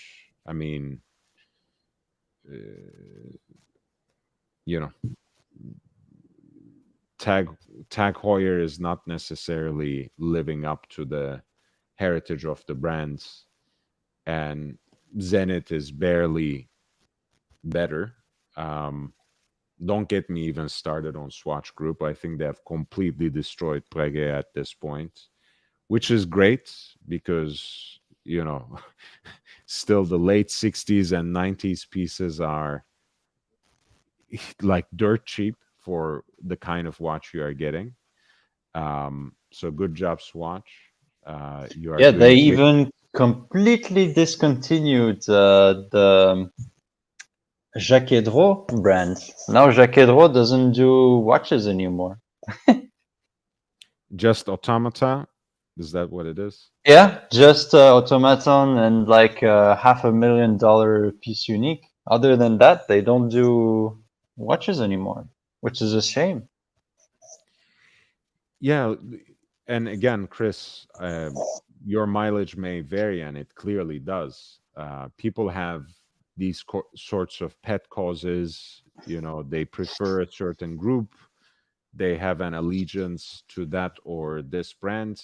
And like you said, sometimes it's irrational, right? In my case, for example, I'm a huge Cartier fanboy, even though I have zero watches by them, and own otherwise very little of their products. I just love the brand. It has nothing to do with the fact that it is in Richemont, by the way. If tomorrow LVMH actually succeeds in their plan of securing it, I would still love it. Same thing with Hermes. It's I don't necessarily go for what everyone else goes for, not the handbags, not even the ties. Even at the time when I was wearing ties more often, I love just about everything for when it comes to that brand. With watches, even sweeping aside Rolex, again, I have a certain allegiance to, Jaeger-LeCoultre, and Lange, and to a lesser extent Vacheron Constantin, and that might have something to do with the fact that they're owned by Richemont, but it's not allegiance to Richemont by any means, don't take me wrong. But I do want to recognize the fact, I think it can't be a coincidence, that I have never, maybe once, like in the 100 times that I dealt with JLC, Lange, and um, Vacheron Constantin people on different continents, in different American cities, in different boutiques, it's been nothing short of pleasant. I mean, I don't know if it's self-selective. I don't know if it's in the way they recruit their people. I don't know if it's in the company culture. I don't know if it's the way they train. I don't know. But by and large, like comparing it to um, Patek in the Paris Salon, AP boutiques, again, globally speaking, not only in Southern California, a lot of other authorized dealers for luxury watches, it's really night and day. So, as much as I have no interest in defending Richemont overall, I also have nothing bad at all to say about them. Whereas I have a lot of bad things to say about Swatch, and that is also my experience and my perspective. So I understand it's different. Yep, exactly. That's it, Chris. That's it.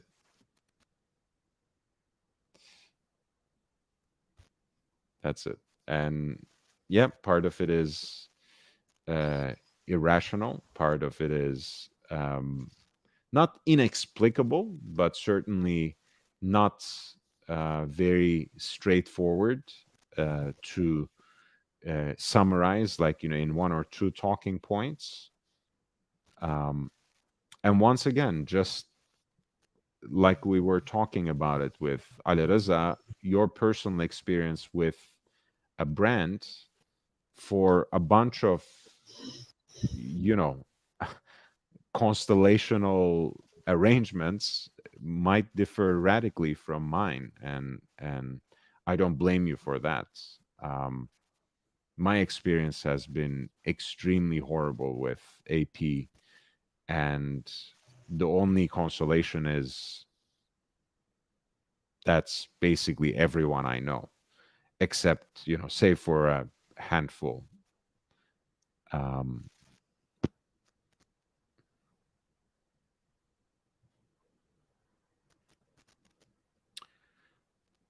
but this is kind of true. A lot of brands have a lot of heritage brands have gone backwards.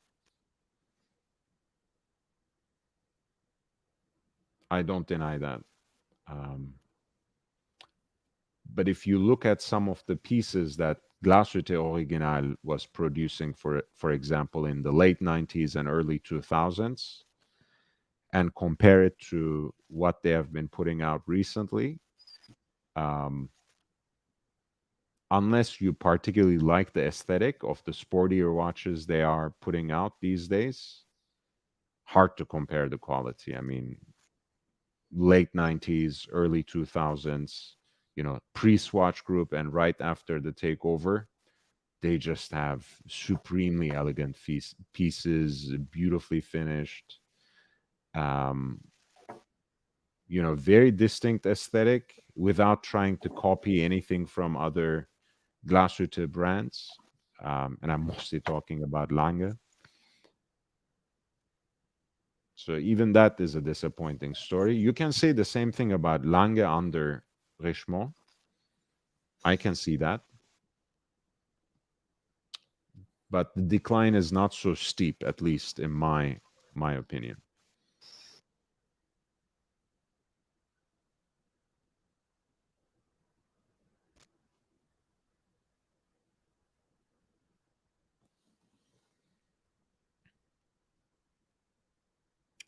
this is an interesting point. This is worth having a whole episode about, actually. Chris says, and we have about 10 minutes in either case, so we can get to slowly conclude with your comments about Tag Heuer. Is it fair to say that Carole Forestier-Cassapy is a great advanced watch designer, but as was the case with her tenure at Cartier, the watches just fall flat? Pardon me. Some of that stuff Forestier-Cassapy did at Cartier is incredible, but simply didn't appeal with customers. I have a certain view on this, Swiss. Do you have a take on this? I don't, because I don't know what did she design? So Carole Forestier-Cassapy was basically the master watchmaker at Cartier for the longest time. Yeah. Whatever, a lot of stuff that came out of CPCP that is in-house rather than, outsourced is her design for, or at least her leadership in designing and fashioning calibers. In my case, I think it's just a lot of times this kind of stuff is being in the right place and the right time. I feel like, we have so many rote memorizations in the world of watches, especially the way that it's talked about, like on YouTube. People just decide once and for all that certain brands are for one thing and certainly not the other. Like Cartier is about design, about aesthetics. It's not about high horology. No one cares about high complications in Cartier. They just want a nice looking piece, unique design. I'm not saying this is completely BS. It has, like with any, commonsensical understanding, it does have a grain of truth. But I think both Cartier and Tag Heuer, especially in the last decade or so, especially in the time that coincides with Carole Forestier-Cassapy's terms in both brands, we just don't think them as high horology brands. So when she designs something for them that is at another level, people don't even think. I'm trying to remember this Tag Heuer Carrera chronograph that was called like the Viper's Head or something, certified by the observatory in Besançon.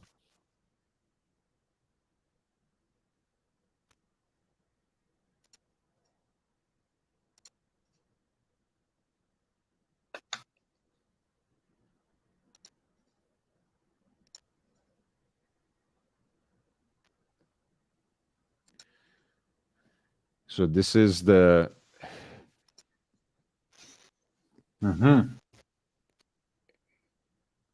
chronograph, chronometer, tourbillon.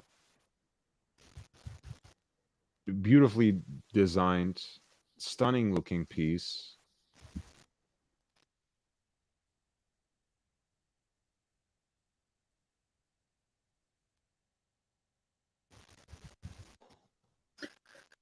So yeah, I have been looking a bit.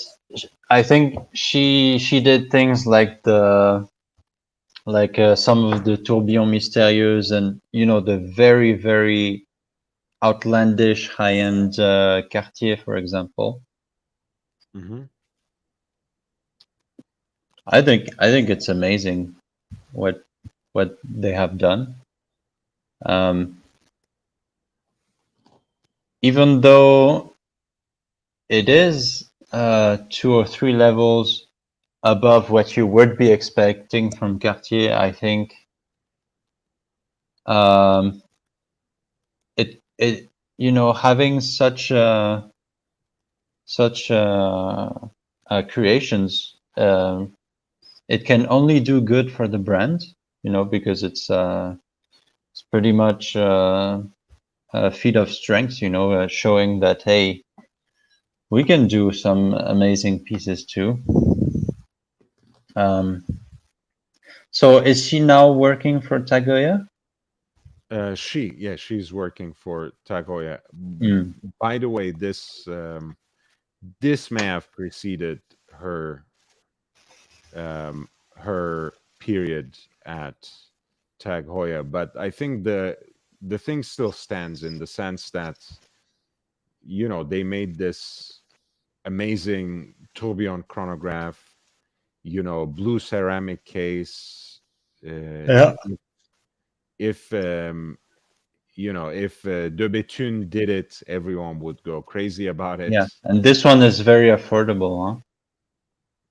I mean, given the complication. for what it is, yeah. Yeah. And obviously, I think it's a good-looking watch too. it's properly chronometer certified, of course, by the observatory. Like you said, great looking watch. Yeah, it's a good-looking watch. 45 millimeters, which is a little too large, but I mean, it is, you know, it is a chronograph tourbillon. People want to, you know, they want to show it off. Price, thank you too. Take care in Geneva. And Chris says, Rotonde Astro Tourbillon is one of my favorites from the fine watchmaking period. But like you say, YB, maybe nobody cares about that. With a Cartier, it's not DNA correct, as Biver might say. Yeah, I don't want to, honestly, I don't want to say that no one cares, but sometimes we get into these loops, you know, in the way we think about brands. I mean, I care about these things if I care, like if I actually like the complication, if I like the technical advancement it brings, or simply how it looks. You know, sometimes a multi-axis tourbillon is more interesting in the dynamism it brings to the face of the mechanical watch than the regulatory function that it serves, right? Not to say that I don't care about chronometric precision at all, but, you know, I'm not going to nitpick about the necessity of tourbillons on a wristwatch. You know, at the end of the day, it is about how it looks. It is about how it makes that dial sync to you or dance, so on and so forth. So I appreciate it wherever I see it. You know, I don't say, well, you know, I don't want to see it on JLC. I would rather take a look at it at Patek, and you know, it's gauche. If it's on the dial, it has to, like, you know, in old school Patek. I mean, this is one of the funniest things to me, Swiss, by the way, that they have destroyed everything about the brands, but still refuse to put a tourbillon on the actual face of the watch. You know, it has to be just the inscription, tourbillon, movement number, and, you know, on the you have to turn the case back to see the tourbillon. Even though, you know, again, next season we might see a 45 millimeter Patek, you know, with I don't know, with whatever, but with a rainbow bezel, it's coming. Yeah. Yeah, of course. I mean, they already had that, no, in the Aquanaut. Yeah, they did. Well, they did it for the female Aquanaut collection, but you know, now we are entering the gem set era. If you look in the last few years, they have introduced so many, and I'm talking about every brand. All brands do this now. They have introduced so many gem set options, like fully iced out with diamonds, emeralds.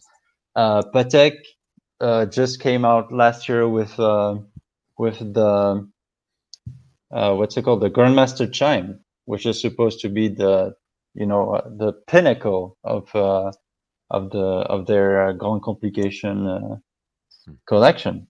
Fully iced out. You want emeralds. You have them. You want diamonds. Diamonds everywhere. I think I think it's getting a bit excessive, but this is the trend right now. Yeah.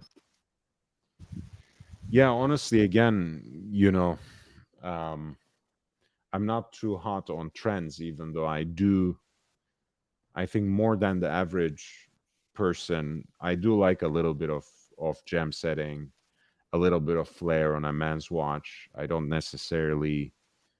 I'm not against it at all.